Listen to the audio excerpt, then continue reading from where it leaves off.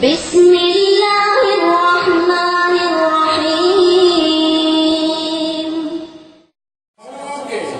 چاہو جلال کو خاطر میں کیا لائے گا، گیلانی کو ناز ہے وہ ہے غلام امام اعظم کا۔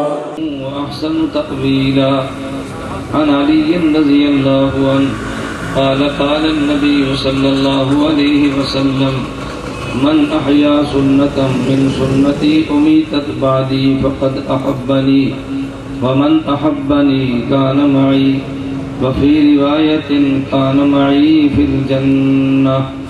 عن العرباض بن سارية رضي الله عنه قال قال النبي صلى الله عليه وسلم فإنه من يعش منكم بعدي فسيرى اختلافا كثيرا وعليكم بسنتي وسنة الخلفاء الراشدين المهديين تمسكوا بها وعزوا عليها بالنواجذ وإياكم ومحدثات الأمور فإن كل محدثة بدعة وكل بدعة ضلالة۔ عن علي رضي الله عنه قال قلت يا رسول الله إن نزل بنا أمر ليس فيه بيان أمر ولا نهي فما تأمرنا؟ فقال رسول الله صلى الله عليه وسلم تشاورون الفقهاء۔ يا رب صل وسلم دائما أبدا على حبيبك خير الخلق كلهم، هو الحبيب الذي ترجى شفاعته لكل هول من الأهوال مقتحم۔ اللهم صل على محمد وعلى آل محمد كما صليت على إبراهيم وعلى آل إبراهيم إنك حميد مجيد۔ اللهم بارك على محمد وعلى آل محمد كما باركت على إبراهيم وعلى آل إبراهيم إنك حميد مجيد۔ جا زندگی مدینہ سے جھونکے ہوا کے لا، جا زندگی مدینہ سے جھونکے ہوا کے لا، شاہد کے حضور خفا ہے منا کے لا۔ جا زندگی مدینہ سے جھونکے ہوا کے لا، شاہد کے حضور خفا ہے منا کے لا۔ کچھ ہم بھی اپنا چہرہ باطن سوار لیں، ابو بکر سے آئین عشق و وفا کے لا۔ دنیا مسلمہ پہ بہت ہی تنگ ہو گئی، فاروق اعظم کے دور کے وہ نقشے اٹھا کے لا۔ جن سے گناہ نے ہمیں محروم کر دیا، عثمان کے وہ زاویے شرم و حیا کے لا۔ مغرب کی گلیوں میں مارا مارا نہ پھر اے گدائے علم، دروازہ علم سے خیرات جا کے لا۔ نام محمد سے دلوں کو سرور ملتا ہے، نام محمد سے دلوں کو سرور ملتا ہے، نگاہ فکر کو تازہ شعور ملتا ہے۔ نصیب کیسا بھی ہو واسطہ احمد کا دیکھے، نصیب کیسا بھی ہو وسیلہ محمد کا دیکھے، خدا سے جو بھی مانگے ضرور ملتا ہے۔ معزز علماء کرام، میرے نہایت واجب الاحترام بزرگوں، مسلک اہل سنت والجماعت سے تعلق رکھنے والے وجود نوجوان دوستوں اور بھائیوں، میں نے آپ حضرات کی خدمت میں قرآن کریم کی ایک آیت کریمہ ذخیرہ احادیث میں سے خاتم الانبیاء صلی اللہ علیہ وسلم کی 3 مبارک احادیث تلاوت کی ہیں۔ اللہ رب العزت مجھے مسلک اہل سنت والجماعت احناف دیوبند دلائل کے ساتھ بیان کرنے کی توفیق عطا فرمائے، بات سمجھ آئے تو حق جل مجدہ ہم سب کو ضد اور بغض کو چھوڑ کر قبول کرنے کی توفیق عطا فرمائے۔ قرآن کریم کی اس آیت میں اللہ رب العزت نے خطاب ایمان والوں کو فرمایا ہے۔ قرآن کریم میں اللہ رب العزت کبھی خطاب ہر اس شخص کو فرماتے ہیں جو انسان ہو، خواہ وہ ایمان والا ہو، خواہ وہ کفر والا ہو، خواہ وہ مومن ہو، خواہ وہ کافر ہو، لیکن کبھی اللہ خطاب کفار کو نہیں، محض ایمان والوں کو فرماتے ہیں۔ اگر اللہ رب العزت نے محض بات اپنی ربوبیت اور توحید کی کرنی ہو، اللہ خطاب اہل کفر کو اہل ایمان دونوں کو بحیثیت انسان فرماتے ہیں، یا ایھا الناس اعبدوا ربکم، لیکن جب اللہ نے خطاب کر کے صرف ایمان کی بات نہیں احکام کی بات کرنی ہو، پھر اللہ خطاب اہل کفر کو نہیں اہل ایمان کو فرماتے ہیں، اس لیے کہ جو آدمی حکومت قبول کرتا ہے وہ حکومت کے قوانین بھی مانتا ہے، اور جو حکومت قبول نہیں کرتا اس سے حکومت کے قوانین کی بات نہیں، اس سے بات حکومت کی ہوتی ہے۔ تو جس بندے نے ایمان قبول کر لیا ہے اس سے اللہ بات احکام کی کرتے ہیں۔ تو میں نے جو آیت پڑھی ہے اس آیت میں اللہ خطاب فرماتے ہیں، یا ایھا الذین آمنوا، ایمان والوں کو خطاب فرمایا۔ ایمان والا کسے کہتے ہیں؟ اگر اس کا پیغمبر بات فرما دے اور اسے نہ نظر آئے تب بھی مان لے۔ ایمان والا کسے کہتے ہیں؟ اس کا پیغمبر کوئی عقیدہ دے دے، اس کی عقل میں نہ آئے وہ تب بھی مان لے، اگر دیکھ کر مانتا ہے اسے ایمان والا نہیں، اسے آنکھ والا کہتے ہیں۔ اگر بات سوچ کی وجہ سے مانتا ہے اسے ایمان والا نہیں، عقل والا کہتے ہیں۔ ایمان والا وہ ہوتا ہے بات سمجھ آئے تو تب بھی مان لے، اور بات سمجھ نہ آئے تب بھی مان لے، بات سمجھ آئی تب بھی مانی، نہ سمجھ آئی تب بھی مانی۔ تو خدا نے اعلان یوں فرمایا، یا ایھا الذین آمنوا، میں حکم انہیں دینے لگا ہوں جنہیں میری بات سمجھ آئے تو تب بھی مان لیتے ہیں، اور اگر بات سمجھ نہ آئے تو تب بھی مان لیتے ہیں۔ فرمایا اس بات کو اچھی طرح سمجھو۔ میں یہ بات اس لیے بار بار کہتا ہوں، آج عقلیات کا دور ہے، لوگ اپنی عقل کی بات کرتے ہیں، اپنے پیغمبر کی بات نہیں کرتے، اور ہر بندہ یہ بات کہتا ہے اگر ہم سے بات کرنی ہے ہم سے عقل اور کامن سینس کی بات کرو، ہم سے پیغمبر کی بات نہ کرو۔ میں نے کہا ہم نے کلمہ پیغمبر کا پڑھا ہے، ہم نے عقل اور کامن سینس کا کلمہ نہیں پڑھا۔ جو بات پیغمبر فرما دیں ہمیں سمجھ آئے تو تب بھی مانتے ہیں، نہ سمجھ آئے تب بھی مانتے ہیں، اگر نظر آئے تو تب بھی مانتے ہیں، نہ نظر آئے تو تب بھی مانتے ہیں۔ اللہ نے بنیاد پیغمبر کی بات کو بنا دیا ہے، ہم بھی پیغمبر کی بات کو بنیاد بنا کر بات کرتے ہیں۔ اہل سنت والجماعت کی کتنے نظریات ہیں، اگر بندہ دیکھے تو نظر نہیں آتا لیکن مان تب بھی لیتے ہیں۔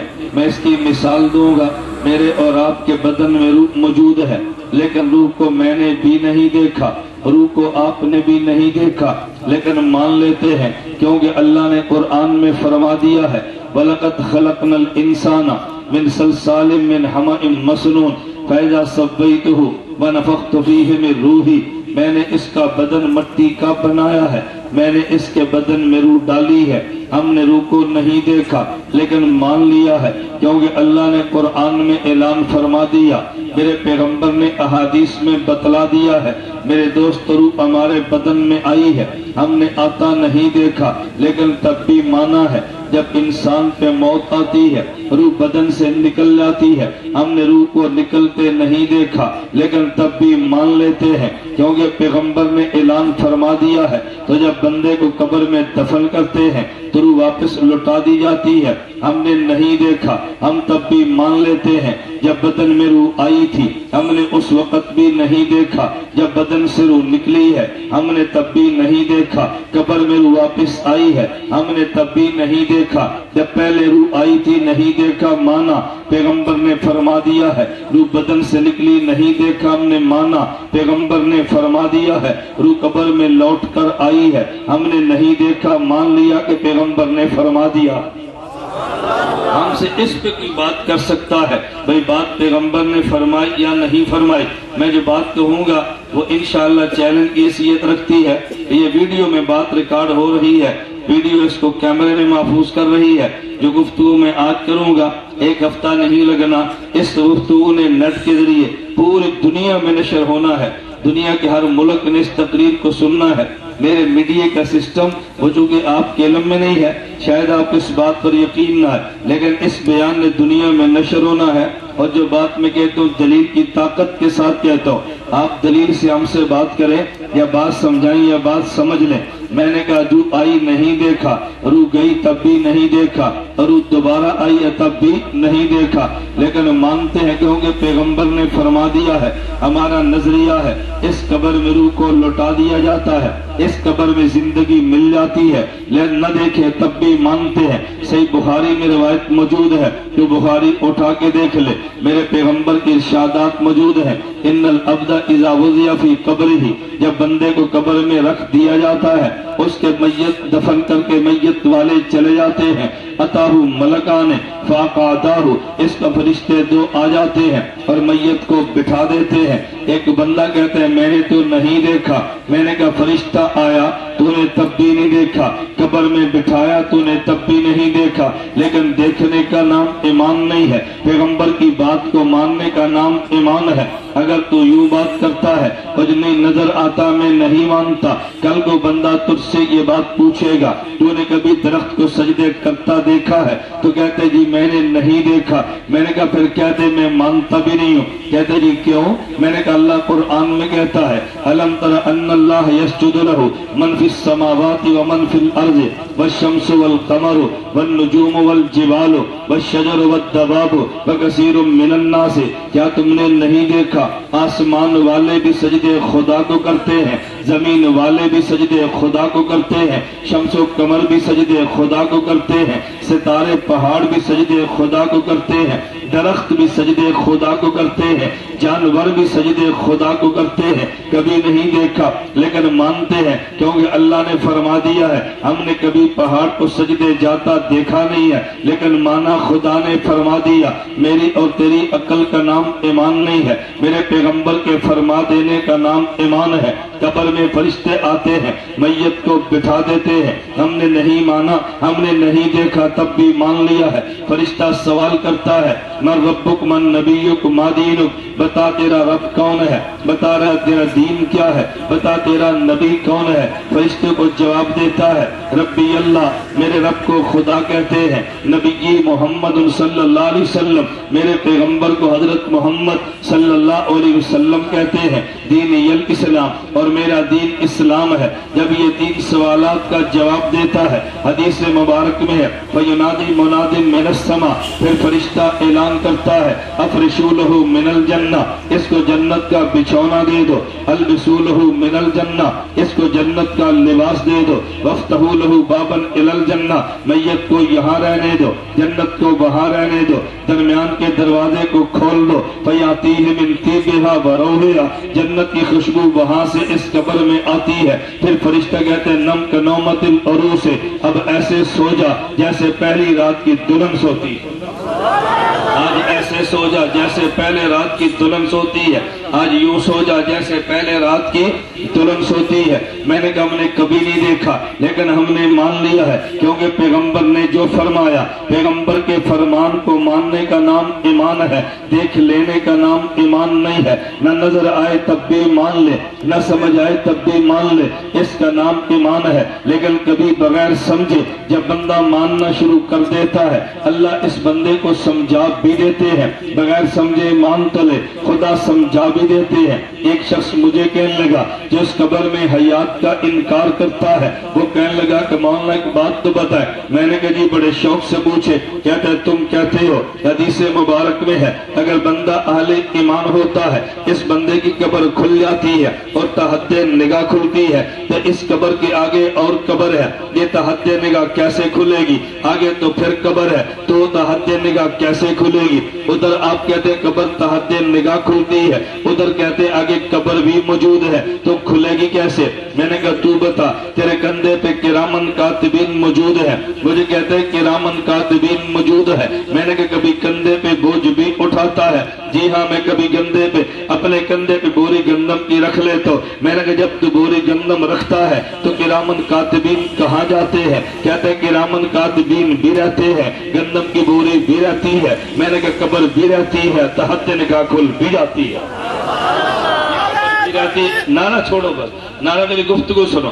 میں نے عرض کی آپ بات سمجھیں, میرا مزاج نعروں کا نہیں, میں آپ کی قدر کرتا ہوں, اللہ کو جزا خیر عطا فرمائے. میرا مزاج نعروں کا نہیں, میں نے آپ کو بات سمجھانی ہے, آپ توجہ رکھنا. میں نے عرض کیا کہ جس طرح اب تیرے کندھے پہ کرامن کاتبین بھی رہتا ہے اور تیرے کندھے پہ گندم بوری بھی رہتی ہے, اس طرح تحت نگاہ قبر کھل بھی جاتی ہے, آگے قبر بھی رہتی ہے. بات تو خدا کی قدرت کا نام تھا, ہم نے نہیں دیکھا تب بھی مانا ہے, لیکن نہ دیکھے اور مان لے خدا تب بھی بات کو سمجھا دیا کرتے ہیں. رائبن کا اجتماع آنے والا ہے, اللہ اس اجتماع کو کامیاب فرمائے. یہ اجتماع میرا اور آپ کا ہے. میں ایک مرتبہ سیالکوٹ ایک جگہ پہ گیا, وہ بریلویت کا گاؤں تھا. میرے میزبان امریکہ سے آئے تھے, کہا جی مولانا ہماری مسجد میں درس دے دیں, لیکن یہ خیال رکھنا یہ تبلیغی جماعت کو نہیں مانتے.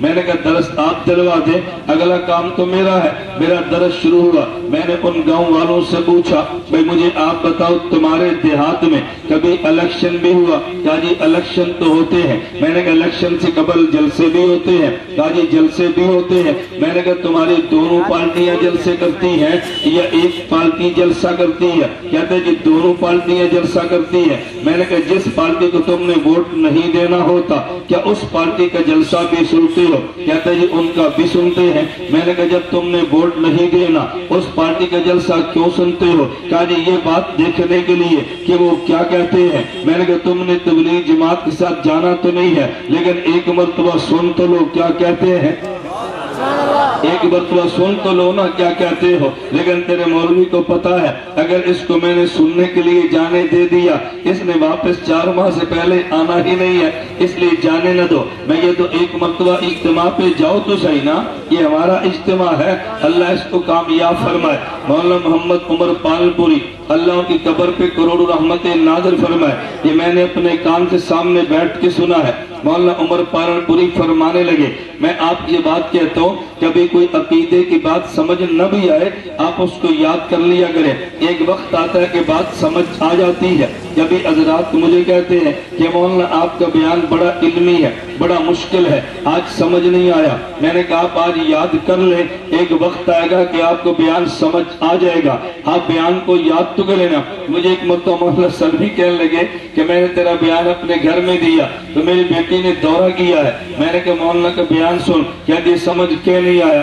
میں نے کہا ولا سن. دوسری بار سنا کہ جی سمجھ کے نہیں آیا. میں نے کہا ولا سن, تو بار بار سنیں گے تو سمجھ آ جائے گا. ایک مرتبہ کبھی بات سمجھ نہیں آتی لیکن دلائل یاد تو کرو نا. میری حفظ کا دور تھا, اس وقت باتیں سمجھ نہیں آتی تھی. ہم نے مولانا عمر پالپوری کی بات کو سنا ہے, آج اس بات کو سمجھ بھی لیا ہے. کبھی آدمی کو بچپن میں باتیں سمجھ نہیں آتی لیکن یاد کرے ایک وقت آتا ہے کہ سمجھ بھی آ جاتی ہے. میں گجرات ایک مدرسے میں گیا, حفظ کے مدرسے میں بچے تھے. مجھے محتمم نے کہا ان میں بیان کرو. میں نے ان طلباء میں آدھا گھنٹہ اہل سنت والجماعت کے ایک عقیدہ بیان کیا. جو کہ عقیدہ ذرا اہم تھا میں نے رٹوا دیا.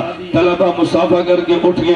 محتمم فرمانے لگے اتنا مشکل بیان آپ نے حفظ کے طلباء میں کیا, یہ تو سمجھے ہی نہیں ہے, اس بیان کا فائدہ کیا ہوا؟ میں نے طلباء کو پھر واپس بلا لیا. میں نے کہا ایک لڑکے سے تم کھڑے ہو جاؤ, کتنے پارے پڑھے؟ کہا جی 23 پارے حفظ کر لیے ہیں. میں نے کہا سورہ یاسین کی تلاوت کرو. اس نے سورہ یاسین کا رکوع پڑھ دیا. میں نے کہا ترجمہ پڑھو. کہتے جی مجھے تو نہیں آتا. میں نے کہا تھوڑی سی تفسیر کرو. کہتے ہیں مجھے نہیں آتا. میں نے کہا محتمم صاحب اس بچے کو جب یاسین سمجھ نہیں آتی آپ نے پڑھائی کیوں ہے؟ کہتے جی بچہ ہے آج یاد کر لے, بڑا ہوگا تو سمجھ جائے گا. میں نے کہا ہمارا عقیدہ یاد کر لے, بڑا ہوگا تو سمجھ جائے گا.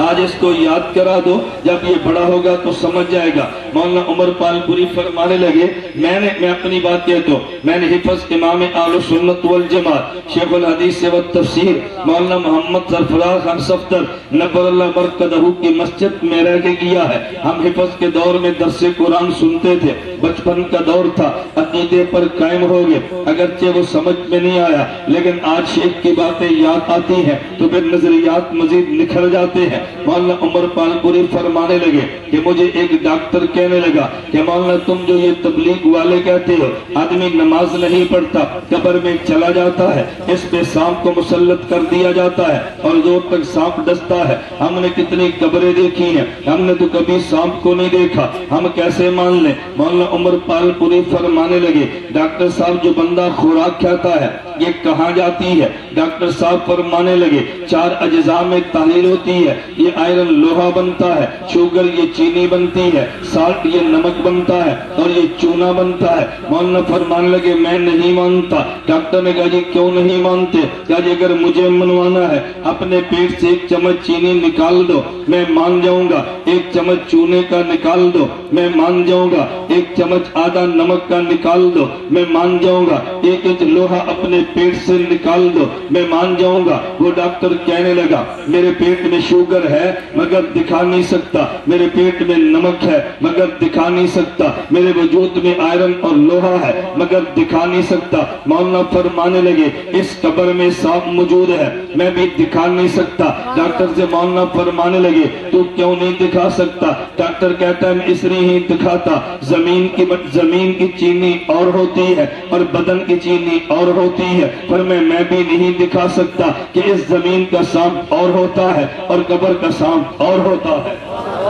میں نے تیرے کہنے پہ، تیرے وجود کی مٹی تیرے کہنے پہ، تیرے وجود کی شوگر کو بغیر دیکھے مان لیا ہے، تو میرے پیغمبر کے فرمانے پہ اس قبر کو جنت کا باغ نہیں مانتا۔ میرے دوستوں میں کہہ یہ رہا تھا نہ سمجھ آئے تب بھی مان لے، اسے پیغمبر کا ایمان کہتے ہیں۔ اگر تو مان لے گا ایک وقت آئے گا خدا تجھے سمجھا دے گا۔ اللہ مجھے اور تجھے بات سمجھنے کی توفیق عطا فرمائے۔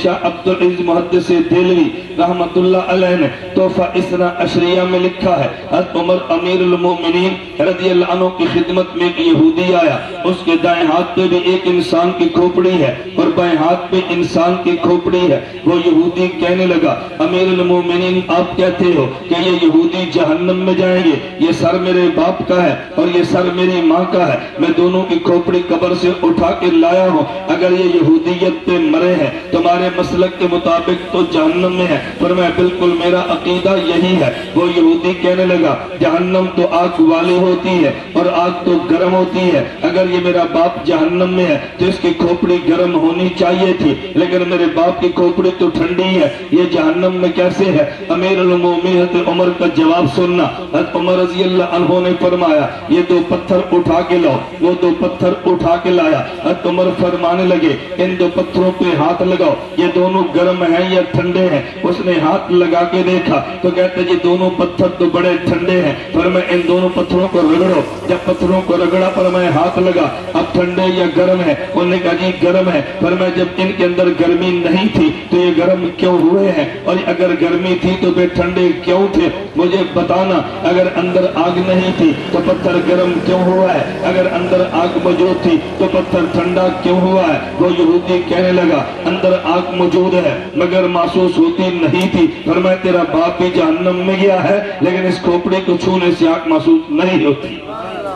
چھونے سے محسوس ہونا اور ہوتا ہے اور کھوپڑی میں آگ ہونا اور ہوتا ہے۔ میں نے کہا بات کو سمجھنا، اللہ فرماتے ہیں یا ایھا الذین آمنو، یہ میں نے خطاب ایمان والوں کو کیا ہے، بات سمجھ آئے تو تب بھی مانو، بات نہ سمجھ آئے تو تب بھی مانو، اگر تمہیں نظر آئے تب بھی مانو، اگر تمہیں نظر نہ آئے تب بھی مانو، اس کا نام ایمان ہے۔ اس قبر میں خوشبو نظر نہیں آتی لیکن تب بھی مانتے ہیں، اور لیکن کبھی کبھی خدا دکھا بھی دیتا ہے۔ بعض لوگ کہتے ہیں اور یہ ہم نے سنا تم یہ بات کہتے ہو کہ شیخ احمد رفاعی نبی کے روزے پہ گئے، وہاں ان نے اشعار پڑھے ہیں، پیغمبر کا ہاتھ باہر نکلا ہے، صحابہ کے دور میں کیوں نہیں نکلا؟ تم کہتے ہو حسین احمد مدنی پیغمبر کے روزے پہ گئے، السلام علیکہ یا جدی کہا، اللہ کے پیغمبر نے وعلیکم السلام یا ولدی کہا، کہتے صحابہ سلام کہتے تھے، اندر سے جواب کیوں نہیں آیا؟ کہتے صحابہ کے دور میں کتنے لوگ گئے تھے، ادھر تو خوشبو نہیں آتی تھی، ادھر تو خوشبو آتی ہے۔ اس کا جواب میں نہیں دیتا،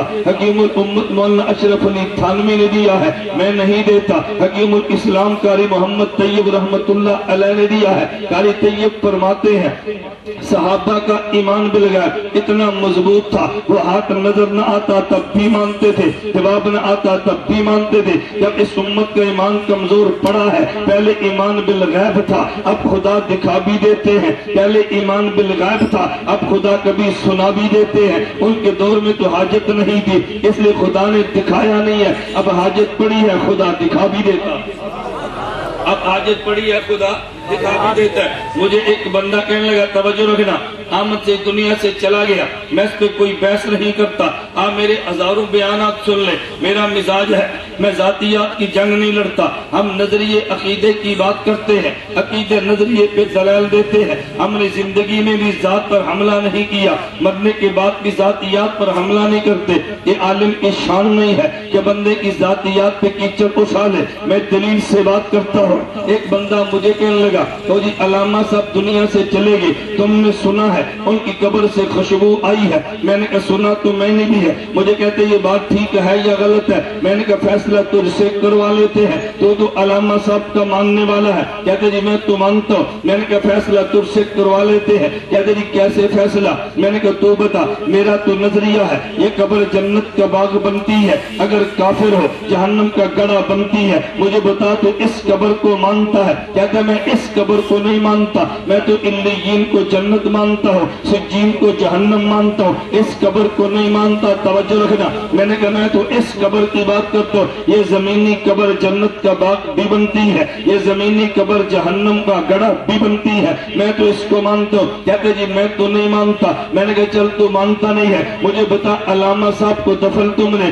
علیین و سجین میں لیا یا اس قبر میں؟ کہا جی اس قبر میں. میں نے کہا جس خوشبو کی بات تم کرتے ہو وہ تم نے علیین سے سونگی یا اس قبر سے؟ مجھے کہتا جی اس قبر سے. میں نے کہا جب یہ جنت کا باغ نہیں ہے تو خوشبو آئے کیسی ہے؟ اگر جنت کا باغ مانے گا تیرا نظریہ بدل جائے گا، اگر جنت کا باغ نہیں مانے گا اس قبر سے خوشبو نہیں مانے گا. توجہ رکھنا، میں نے کہا دیوبند کا نظریہ ہم اس قبر کو جنت کا باغ بھی مانتے ہیں، احمد علی لاہوری کی قبر کی خوشبو بھی مانتے ہیں، ہم اس قبر کو جنت کا باغ بھی مانتے ہیں، شیخ موسیٰ روحانی کی قبر کی خوشبو بھی مانتے ہیں، اس قبر کو جنت کا باغ بھی مانتے ہیں، مولانا عبداللہ شہید کی قبر کی خوشبو بھی مانتے ہیں، اس قبر کو جنت کا باغ بھی مانتے ہیں، قاضی عبدالرشید کے قبر کی خوشبو بھی مانتے ہیں، اس قبر کو جنت کا باغ بھی مانتے ہیں، علامہ حیدری کی قبر سے خوشبو بھی مانتے ہیں. تو قبر کو جنت کا باغ نہیں مانتا، خوشبو کیسے مانتا ہے؟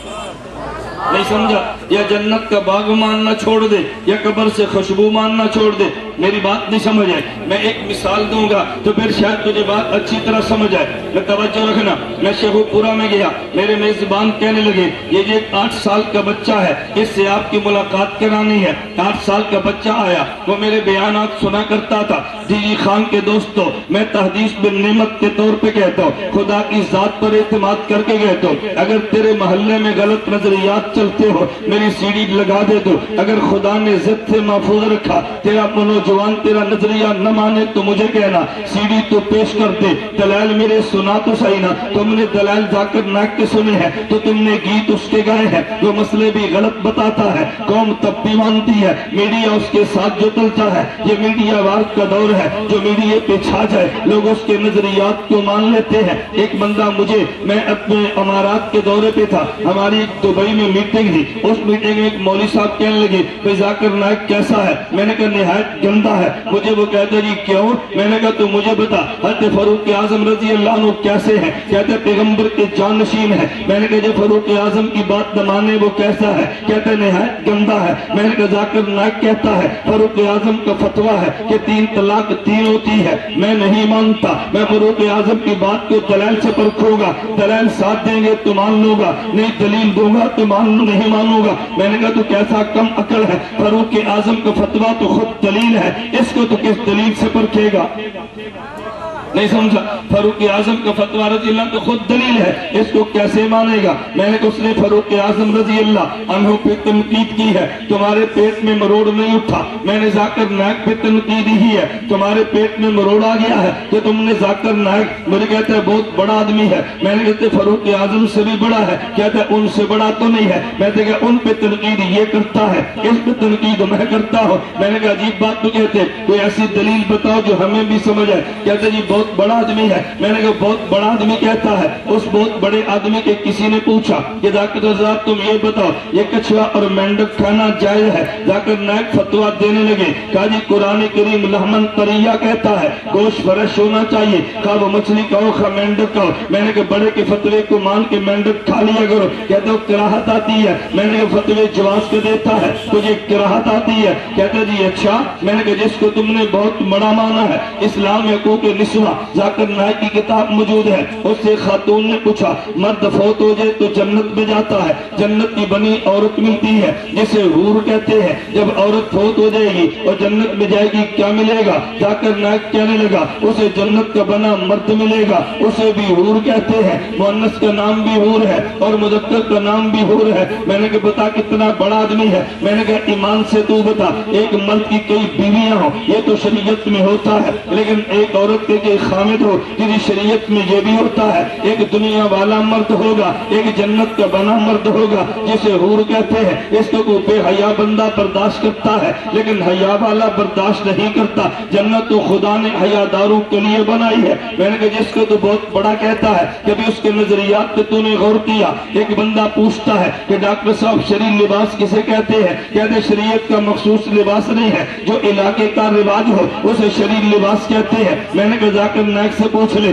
تیرا علاقہ مدینہ اور مکہ بھی نہیں ہے، تیرا علاقہ تو انگلینڈ بھی نہیں ہے، تو ہندوستان کا رہنے والا ہے، اس فتوے کا تقاضا یہ تھا کہ ذاکر نائک نے سر پہ کشتی نما ٹوپی پہنی ہوتی اور لمبا سا کرتا پہنا ہوتا، نیچے تنگ پجامہ پہنا ہوتا اور کندھے پہ دھوتی رکھی ہوتی، لوگ پوچھتے یہ کیا ہے؟ یہ کہتے ہیں میرے انڈیا کا یہ رواج ہے اور یہ لباس مسنون ہے، اس نے پینٹ اور شرٹ اور ٹائی پہنی ہے، یہ پینٹ اور شرٹ تو یورپ کا لباس ہے، نہ ہندوستان کا ہے نہ مدینہ کا ہے، چلو تو مدینہ کا چھوڑ ہندوستان کا پہن لیتا، ہم تب بھی بات مان لیتے، وہ بات وہاں کی کہتا ہے، لوگ اس کی تائید کرتے ہیں۔ ذاکر نائک سے پوچھا آپ جہاد کے بارے میں کیا کہتے ہیں؟ ذاکر نائک کہتے ہیں جہاد تو کرنا چاہیے لیکن اب امت پہ جہاد نہیں ہے، پوچھا کیوں نہیں ہے؟ کہتے ہیں جہاد تب ہوتا ہے کہ جب خلیفہ اجازت دے، اور خلیفہ ایک ملک کا نہیں پوری دنیا کا جب ایک امیر المومنین بنے وہ اجازت دے تو جہاد ہوتا ہے، وگرنہ نہیں ہوتا۔ میں نے کہا یار یہ کیسا بے ایمان ہے،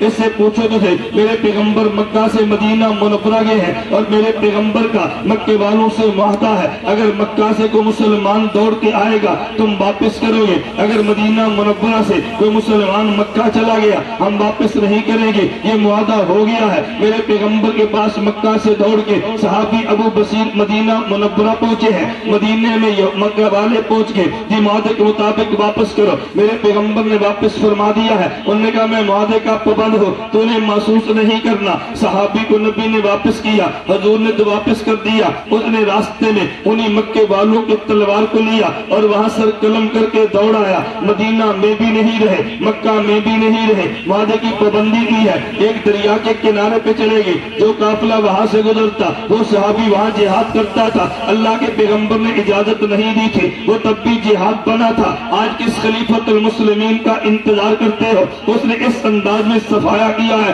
کہ لوگ مان بھی لیں گے اور اس کے اوپر گلہ بھی نہیں ہوگا، ان نظریات کی تردید کرے گا ہم تب بھی مان لیں گے۔ میں نے کہا ایسا کبھی نہیں ہوتا، علماء دیوبند تو پہرے دار ہیں، اگر چور کی ٹائی پہن کے آئے گا یہ تب بھی دفاع کریں گے، اگر قادیان کی طرح داڑھی رکھ کے آئے گا یہ تب بھی اس کو گھر سے نکال دیں گے۔ دیوبند کے ذمے پہرا دینا ہے، یہ نہیں دیکھتے چور ٹائی والا ہے، یہ نہیں دیکھتے چور داڑھی والا ہے، اگر داڑھی رکھ کے چوری نظریات نہ کرے دیوبند والے تب بھی دفاع کرتے ہیں، اگر یہ ٹائی پہن کے ہے دیوبند والے تب بھی دفاع کرتے ہیں، قادیان والے کی طرح اگر سفید پگڑی باندھ کے ہے یہ تب بھی دفاع کرتے ہیں، اگر کراچی والے کی طرح سبز پگڑی باندھ کے فتنہ پھیلائے یہ تب بھی دفاع کرتے ہیں، دیوبند والے ہر حال میں دین کا دفاع کرتے ہیں۔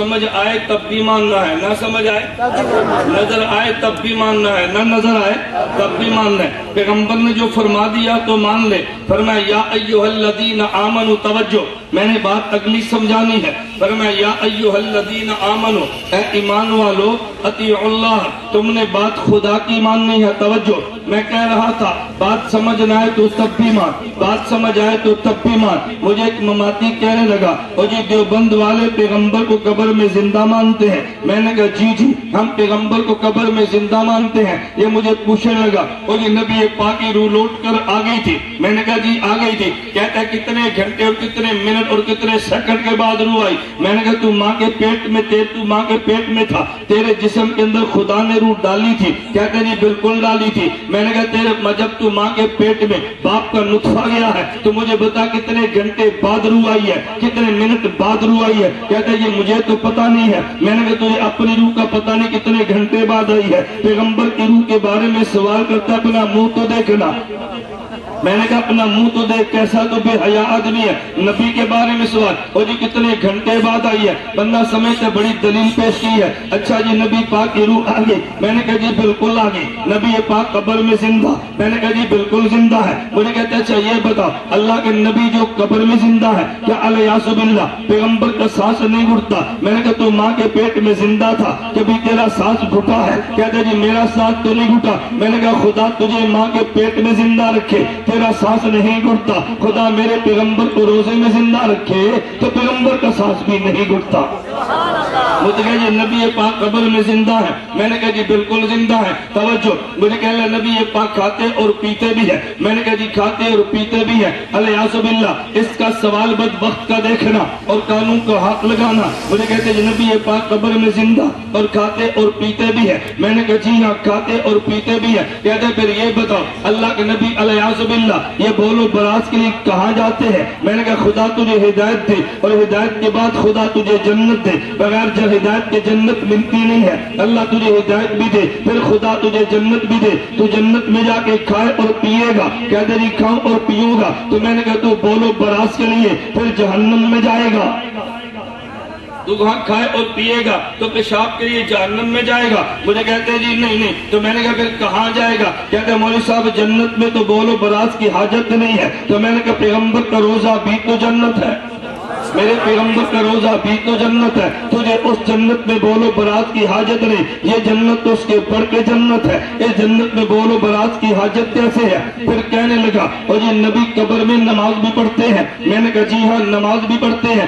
کہتا جب حضور نماز پڑھتے ہیں تو پھر وضو بھی کرتے ہوں گے، وضو کے بغیر تو نماز نہیں ہوتی، تو نبی وضو کہاں کرتے ہیں؟ میں نے کہا جب نبی روزے میں گئے تھے تو صحابہ نے غسل دے دیا تھا؟ کہتے جی ہاں۔ میں نے کہا غسل دے تو وضو ہو جاتا ہے؟ کہتے جی ہو جاتا ہے۔ میں نے کہا اس کے بعد وضو کا ٹوٹ جانا تو بتا دے، وضو کا کرنا میں بتا دوں گا۔ بھئی پیغمبر کا وضو ٹوٹے گا تو پیغمبر وضو کریں گے۔ میں نے کہا اپنے ایمان پہ ماتب کر، یہ کس نے تجھے اشکالات سکھا دیے؟ نبوت کی ذات کے بارے میں بھونکتا ہے، کچھ حیات اگر یہ میرے باپ کا مسئلہ نہیں ہے، میرے پیغمبر کی ذات کا مسئلہ ہے۔ اور جی خان والو میں خدا کی قسم اٹھا کے کہتا ہوں میری ذات پہ الزام لگے ہیں، میں نے کبھی دفاع کی کوشش نہیں کی، لوگ ہمیں گالیاں دیتے ہیں، ہم نے کبھی دفاع کی کوشش نہیں کی، لیکن پیغمبر پہ تو بکے گا ہم دفاع کریں گے، اصحاب پیغمبر پہ الزام لگے گا ہم دفاع کریں گے، امام ابو حنیفہ پہ اعتراض ہوگا دیوبند والے دفاع کریں گے، علماء دیوبند پہ الزام لگائے گا ہم دفاع کریں گے، ہم اپنے کابرین کا دفاع تو کریں گے۔ میں صرف یہ سمجھا رہا تھا کہ بات نہ سمجھ آئے تب بھی مانتے ہیں اور نہ نظر آئے تب بھی مانتے ہیں، جب بغیر دیکھے اور بغیر سمجھے آدمی مان لیتا ہے اللہ اس کو سمجھا بھی دیتے ہیں اور کبھی کبھی اللہ دکھا بھی دیتے ہیں، اللہ سمجھا بھی دیتے ہیں اور کبھی کبھی اللہ دکھا بھی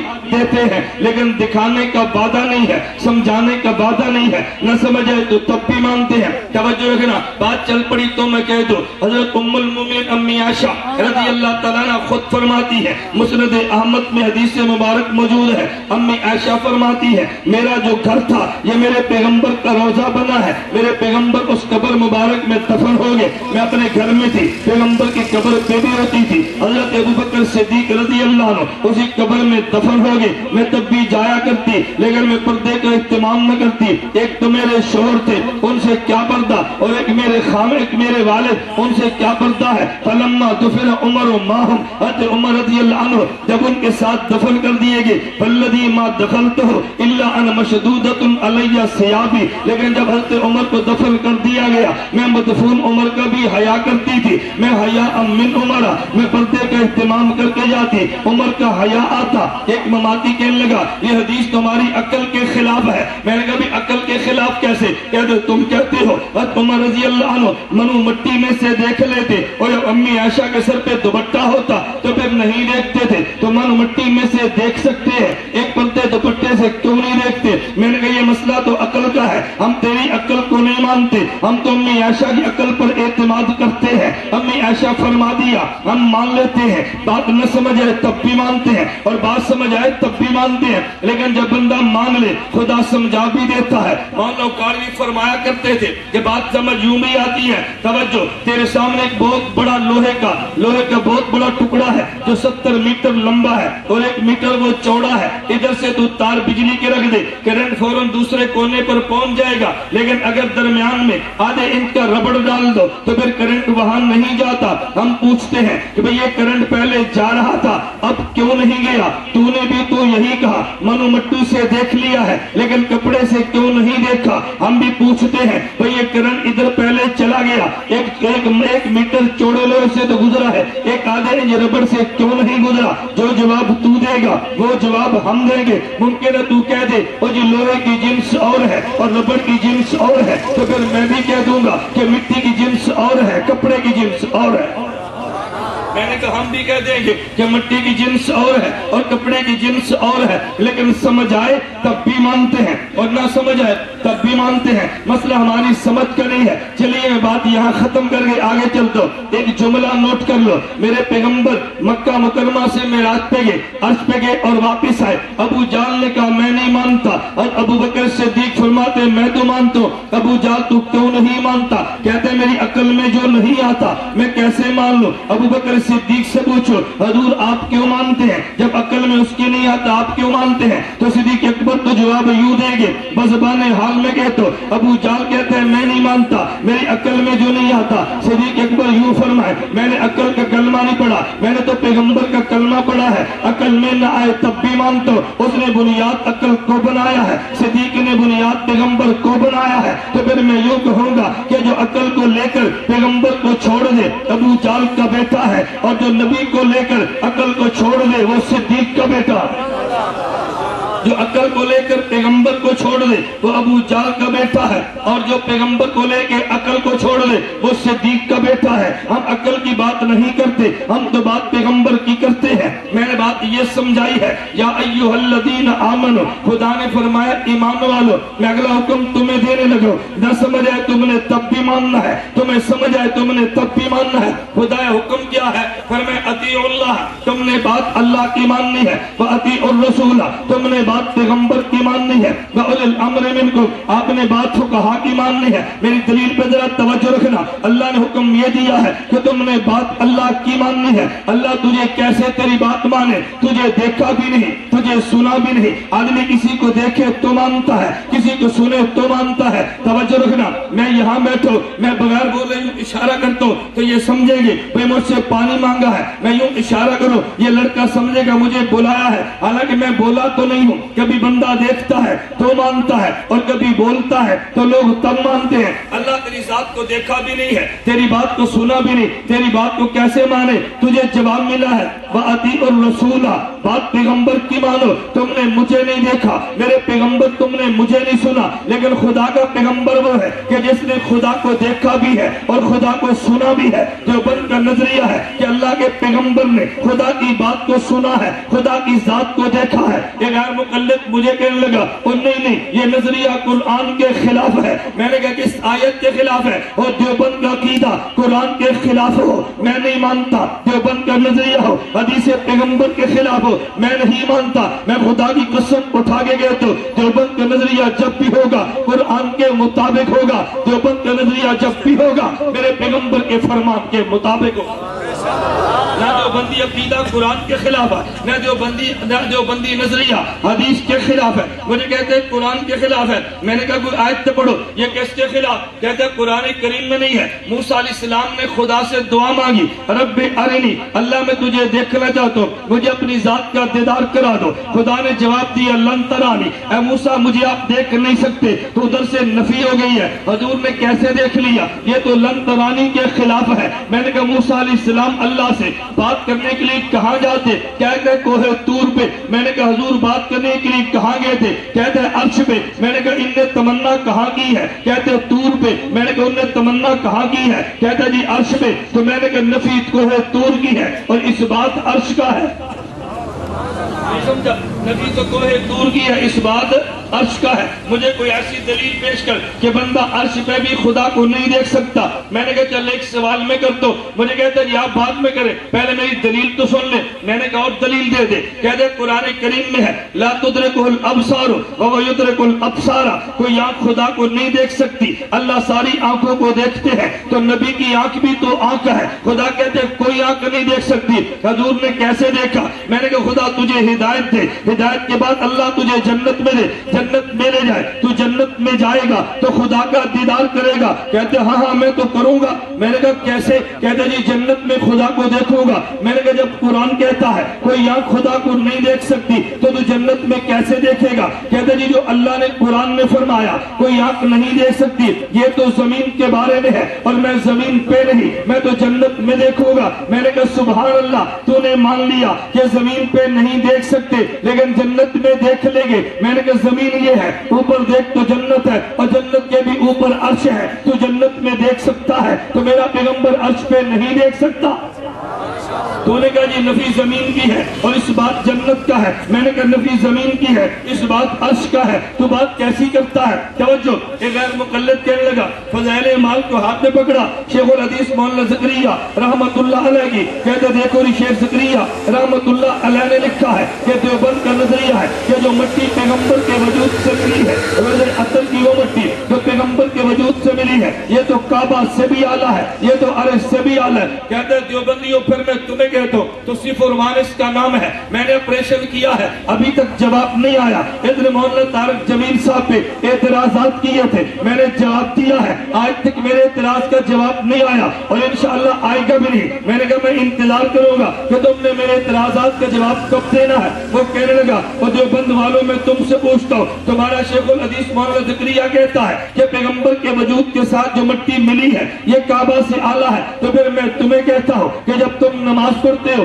تو منہ کعبہ کی طرف کیوں کرتے ہو؟ تم نماز پڑھتے وقت منہ پیغمبر کے روزے کی طرف کرو نا, یہ جگہ اعلیٰ جو ہے. میں نے کہا میں پوچھتا ہوں تمہارے یہاں کعبہ اعلیٰ ہے یا عرش اعلیٰ ہے؟ کہتے ہیں ہمارے یہاں عرش اعلیٰ ہے. میں نے کہا پھر میں بھی کہوں گا جب تم نماز پڑھتے ہو تو منہ کعبہ کی طرف کیوں کرتے ہو؟ منہ عرش کی طرف کرو نا. نہیں سمجھا؟ میں منہ عرش کی طرف کرو نا, منہ اوپر کرو. اچھا ایک بات میں اور کہتا ہوں, ڈیجی خان کے دوستو تم بتاؤ, آپ نے نماز پڑھی ہے اور منہ کعبہ کی طرف کیا ہے, اگر ہوا چل پڑے اور منہ میں مٹی پڑے تو اپنے منہ کو بدل لو گے؟ رخ بدل لو گے؟ بھئی مٹی جو منہ میں پڑی ہے رخ بدل لو, تو رخ نہیں بدلتے نا. میں نے کہا تو بھی منہ اوپر کر کے پڑھ. لوگ پوچھے کیوں؟ تو نے کہنا عرش اعلیٰ جو ہے اوپر سے کعبہ گزرے, وہ کچھ پھینکے وہ منہ میں گرے, تو نے منہ دائیں بائیں نہیں کرنا کیونکہ تیرا اعلیٰ کی طرف منہ جو ہے. کہتے ہیں جی نہیں. میں نے کہا کیوں نہیں؟ کہتے ہیں اعلیٰ اسے مانتے ہیں قبلہ اسے بناتے ہیں. میں نے کہا اعلیٰ اسے مانتے ہیں قبلہ اسے بناتے ہیں, جو دلیل تیری ہے وہی دلیل تو میری ہے, جو دلیل تیری ہے وہی دلیل تو میری ہے. اور سنو ڈی جی خان کے دوستو, دیوبند کا نظریہ ہے ہم کعبہ کو مرکز عبادت مانتے ہیں, پیغمبر کے روزے کو مرکز عقیدت مانتے ہیں. عقیدت یہاں پر ہے, کعبہ وہاں پر ہے. نہیں سمجھا؟ ایک معاملہ عقیدت کا ہے اور ایک معاملہ عبادت کا ہے. ہم روزے کی عبادت نہیں کرتے لیکن روزے کو عقیدت کی نگاہ سے دیکھتے ہیں اور کعبے کو عبادت کی نگاہ سے دیکھتے ہیں. وہ عبادت والے کا گھر ہے, یہ عقیدت والے کا گھر ہے. ہم اسے اس کا مقام دیتے ہیں, اسے اس کا مقام دیتے ہیں. میں خیر بتا یہ رہا تھا کہ بندے کے ذہن میں آتا ہے اللہ تجھے دیکھا بھی نہیں, اللہ تجھے سنا بھی نہیں, تیری عبادت کیسے کرے؟ فرمایا وَأَطِیعُوا الرَّسُولَ, میرے پیغمبر کی بات مانو نا. پیغمبر نے خدا کو دیکھا بھی ہے اور پیغمبر نے خدا کو سنا بھی ہے. وَأَطِیعُوا الرَّسُولَ, اللہ ہم نے تو پیغمبر کو بھی نہیں دیکھا, ہم نے پیغمبر کو بھی نہیں سنا, تو ڈی جی خان والا کس کی بات مانے؟ تیرے سوال کا جواب دیا ہے جو 3 منزلہ کلیہ والے کو سمجھ میں نہیں آنا, تیرے سوال کا جواب دیا ہے. وَأُولِي الْأَمْرِ مِنْکُمْ, تم نے نبی کو نہیں دیکھا تو فقیہ کو تو دیکھا ہے, پیغمبر کو نہیں دیکھا فقیہ کو تو دیکھا ہے. تم فقیہ کی بات مانو تو مسئلہ حل ہو گیا. تم نے بات خدا کی ماننی ہے, نہ دیکھا نہ سنا, بات پیغمبر کی مانو. پیغمبر کو نہیں دیکھا نہیں سنا تو بات پھر فقہا کی مانو. کوئی یہ بات کہہ سکتا ہے میں نے فقیہ کو بھی نہیں دیکھا, میں نے فقیہ کو بھی نہیں سنا؟ خدا نے فرمایا فقہا کی بات مانو. فقہا میں سے پہلا نمبر امام ابوبکر صدیق کا ہے. ہمیں ایک مسئلے میں اختلاف نظر آیا, ہم نے فقیہ امت کو دیکھا اور ان کو کیوں دیکھا ہے؟ میرے پیغمبر نے اعلان خود فرمایا فَإِنُّ مَن يَعِشْ مِنْكُمْ بَعْدِي فَسَيَرَى اخْتِلَافًا كَثِيرًا, میں دنیا چھوڑ جاؤں گا, اگر تمہیں کسی مسئلے پر اختلاف نظر آئے تو میری سنت کو دیکھ لینا, میری سنت میں نہ ملے خلیفہ راشد کو دیکھ لینا. میں اس میں بھی چھوٹی سی بات کہتا ہوں, عقیدے کے حوالے سے ایک مماتی تقریر کر رہا تھا اور کہنے لگا وہ جی نبی فرماتے ہیں فَإِنُّ مَن يَعِشْ مِنْكُمْ بَعْدِي, میں دنیا میں نہیں ہوگا, اگر میرے جانے کے بعد اختلاف نظر آئے فَعَلَيْكُمْ بِسُنَّتِي وَسُنَّتِ الْخُلَفَاءِ الرَّاشِدِينَ الْمَهْدِيِّينَ, خلیفہ راشد سے پوچھنا. تو جب حضور سنتے ہیں, جب حضور قبر میں زندہ ہیں, جب حضور سنتے ہیں تو حضور یوں فرماتے ہیں نا کہ جب قبر پہ آؤ تو مجھ سے پوچھ لینا, تم اختلاف ہو جائے مجھ سے پوچھ لینا, میں تمہاری بات کو سنوں گا, تمہیں جواب بھی دوں گا. تو صحابہ میں جب اختلاف ہوتا صحابہ نبی سے کیوں نہیں پوچھتے؟ وہ نبی سنتے ہیں, میں نے کہا بالکل قبر پہ جائے, تو پیغمبر سنتے ہیں جواب بھی دیتے ہیں, میں نے کہا جواب بھی دیتے ہیں. کہتے پھر صحابہ ان سے کیوں نہیں پوچھتے تھے؟ میں نے کہا توجہ رکھنا, مجھے بتا تیرے کندھے تو گھر سے نکلنے لگا. کہتے جی ہاں. میں نے کہا گھر میں تیری چیز کوئی گم ہو گئی ہے, اپنی بیگم سے کہتا ہے کہ بیگم میری چابی نہیں ملتی, وہ کہاں پر ہے؟ میرا چشمہ نہیں ملتا, وہ کہاں رہ گیا؟ میں نے کہا ادھر ہی چابی رکھی تھی, وہ نہیں ملی. تیری بیگم کو چاہیے کہ تجھے پوچھے, مجھ سے کیوں پوچھتا ہے؟ کرامن کاتبین سے پوچھ لینا. تو پوچھ کرامن کاتبین سے کیوں؟ تیری بیوی تجھ سے پوچھے, تیرے کندھے پہ کرامن کاتبین موجود ہیں, تو نے کہنا ہے موجود ہے, پھر وہ تجھ سے پوچھے, وہ تجھے دیکھتے ہیں, تو نے کہنا ہے وہ دیکھتے ہیں, پھر وہ تجھ سے پوچھے, وہ تیری بات کو سنتے بھی ہیں, تو نے کہنا ہے جی سنتے بھی ہیں, تو پھر بیگم تجھے کہے گی تو نے مجھ سے کیوں پوچھا؟ کرامن کاتبین سے پوچھنا جو تیرے کندھے پر ہے, تو نے جواب دینا ہے, وہ بتا کیا جواب دے گا؟ کہتے جی میں کہوں گا کرامن کاتبین میری تو سنتا ہے, وہ جواب دے گا, تو میں نے جو نہیں سننا میں کیوں پوچھوں؟ میں نے کہا پیغمبر کے روزے پہ جا, تو حضور کو پکار, وہ سنتے ہیں, وہ جواب بھی دیتے ہیں, لیکن تو نے جو نہیں سننا. نہیں سمجھا بھائی, وہ تو سن لیں گے, تو نے جو نہیں سننا پھر پوچھے گا کیوں؟ اچھا آپ ایک مرتبہ سب کہو اللہ, کہو اللہ, پھر کہو اللہ. اللہ نے سنا کہ نہیں؟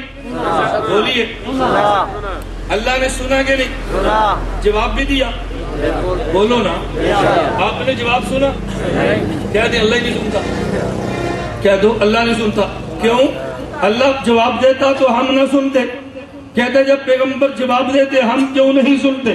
میں نے کہا خدا جواب دیتا ہے کیوں نہیں سنتے؟ کہتے جی خدا سنتا بھی ہے, جواب بھی دیتا ہے. میں نے کہا ہم نہیں سنتے. پیغمبر کے روزے پہ سلام پڑھے, پیغمبر سنتے بھی ہیں, جواب بھی دیتے ہیں, ہم نہیں سنتے. نہیں سمجھا؟ ہم نہیں سنتے. توجہ, اور جی ہم کیوں نہیں سنتے؟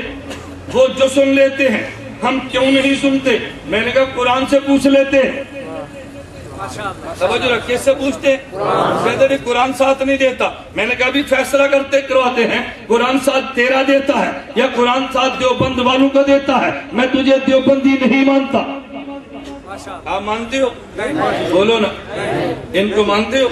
ہم نہیں مانتے. بالکل بابا کے دول کہتے ہیں ہم دیوبند والا تجھے نہیں مانتے. میں نے کہا قرآن ساتھ دیتا ہے. کہتے ہیں قرآن میں کہاں لکھا ہے کہ ہم نہیں سنیں گے وہ سنیں گے؟ میں نے کہا قرآن کہتا ہے وَمِن بَرَائِهِمْ, قرآن کیا کہتا ہے؟ ومن ورائہم آگے برزخن، برزخ کا معنی پردہ. مجھے بتاؤ پردہ آگے ہوتا ہے یا پیچھے؟ بولیے نا، پردہ آگے یا پیچھے؟ قرآن کہتا ہے وَمِن وَرَائِهِمْ بَرْزَخٌ، جو دنیا چھوڑ جائے اس کے پیچھے پردہ. آگے نہیں کہا.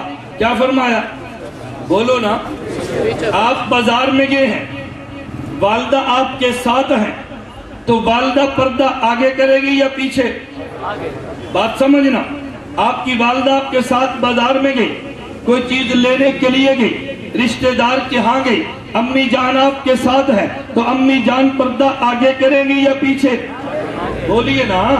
آگے کیوں پردہ کرے گی؟ بھئی منہ آگے ہے، اس نے منہ کو چھپانا ہے. مجھے بتا، یہ والدہ نے پردہ کیا ہوا ہے، اس کا منہ پردے میں ہے. یہ اگر پردے میں سے دیکھے تو باہر والے کو دیکھ سکتی ہے، لیکن باہر والا دیکھے تو نہیں دیکھ سکتی، کیونکہ یہ پردے میں جو ہوئی.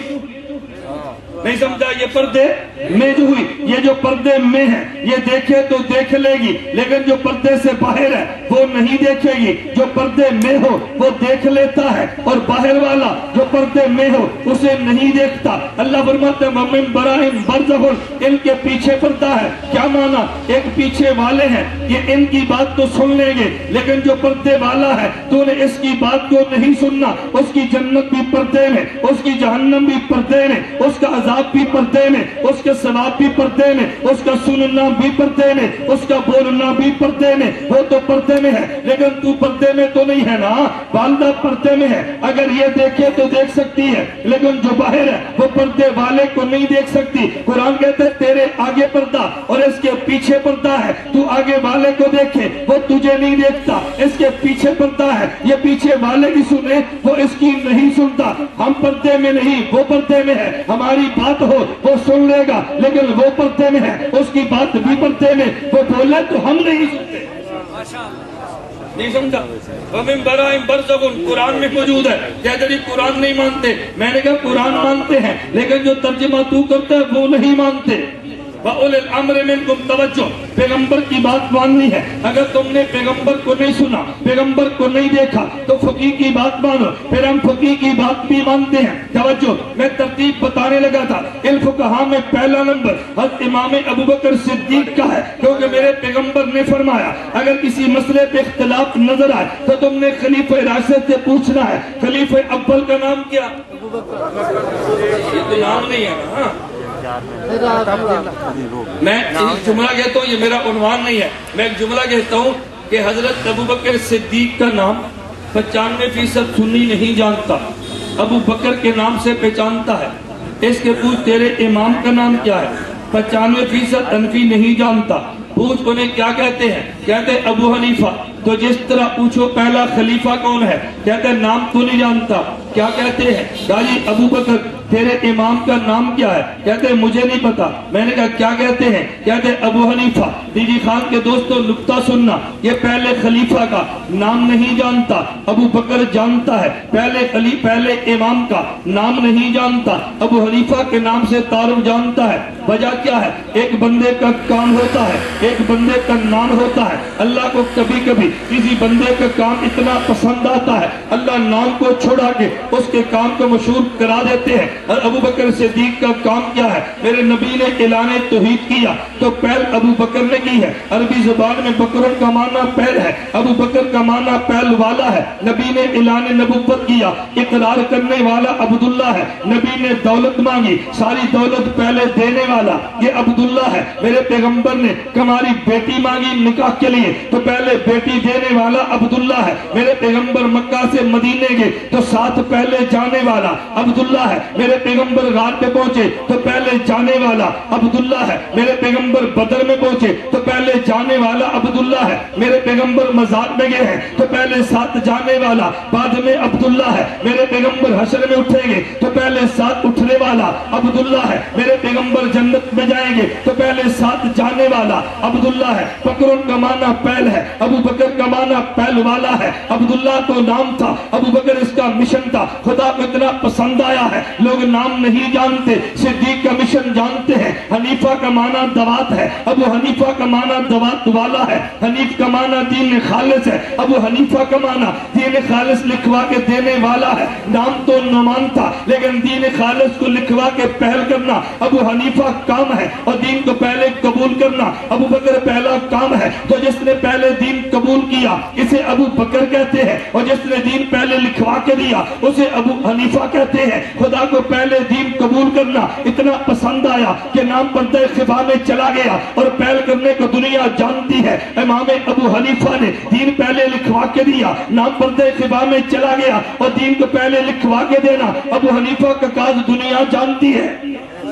اول توجہ رکھنا، ابو بکر صدیق دنیا سے جانے لگے۔ سیدنا صدیق اکبر نے نبی کے صحابہ کو وصیت کی ہے کہ جب میں مرنے لگوں، میں وفات پا جاؤں، مجھے غسل دے دینا، مجھے کفن دے دینا، جنازہ پڑھا دینا، اور میری میت کو چارپائی پہ رکھ دینا، میرے پیغمبر کے روضے کے باہر رکھ دینا، میرے پیغمبر سے اجازت مانگنا، اجازت مجھے تو اندر دفن کر دینا، اگر نہ ملے دفن نہ کرنا۔ الخصائص الکبریٰ میں امام سیوطی نے لکھا ہے، امام فخر الدین رازی نے تفسیر کبیر میں تصوف ایقالم رکود القطاط لکھا ہے، امام ابو بکر کی چارپائی کو اٹھایا گیا، پیغمبر کے روضے کے باہر رکھ دیا گیا، اصحاب پیغمبر کی قبر پہ بولے ہیں السلام علیکہ یا رسول اللہ، فیضا ابو بکر بالباب، حضور صدیق دروازے پہ آیا ہے، بتاؤ اس غلام کا کیا کرنا ہے؟ میرے پیغمبر کی قبر سے آواز آئی ہے ادخل الحبیب الی الحبیب، ادخل الحبیب الی الحبیب۔ ابو بکر صدیق رضی اللہ عنہ کا عقیدہ تھا نبی زندہ بھی نہیں ہے، عقیدہ تھا پیغمبر سنتے بھی نہیں ہے، تو یہ وصیت کیوں کی ہے کہ میری چارپائی کو پیغمبر کی قبر کے باہر رکھ دینا۔ حضرت عمر کا عقیدہ اگر یہ تھا نبی نہیں سنتے، عمر کہتے صدیق وصیت کو ہم بدل دیں گے، یہ وصیت خلاف شریعت ہے۔ حضرت عثمان نبی مانا ہے، علی المرتضیٰ نے مانا ہے، حضرت عمر نے مانا ہے، صدیق اکبر نے فیصلہ کر دیا میرا پیغمبر قبر میں زندہ ہے۔ مسئلہ پیش آ گیا، 3 طلاق دو تو 3 ہوتی ہے، یا 3 طلاق دو تو 1 ہوتی ہے۔ ایک مولوی کہے گا اور یہ 1 ہوتی ہے، ایک مولوی کہتے ہیں 3 ہوتی ہے۔ ڈی جی خان کے لوگوں چلو دونوں مولویوں کو چھوڑ دو، ہم نبی سے پوچھتے ہیں فیصلہ کس سے کروائے؟ اللہ کے نبی فرماتے ہیں فَإِنَّهُ مَن يَعِشْ مِنكُم بَعْدِي فَسَيَرَى اخْتِلَافًا كَثِيرًا فَعَلَيْكُم بِسُنَّتِي وَسُنَّتِ الْخُلَفَاءِ الرَّاشِدِينَ، میرے خلیفہ راشد سے فیصلہ کرا لو۔ ہم نے عمر بن خطاب سے پوچھا، اس نے مہر لگا دی ہے کہ 3 طلاق دو تو 3 ہوتی ہے۔ امت میں اختلاف ہوا، جمعے کے دن اذان نے 2 دینی ہے، جمعے کے دن اذان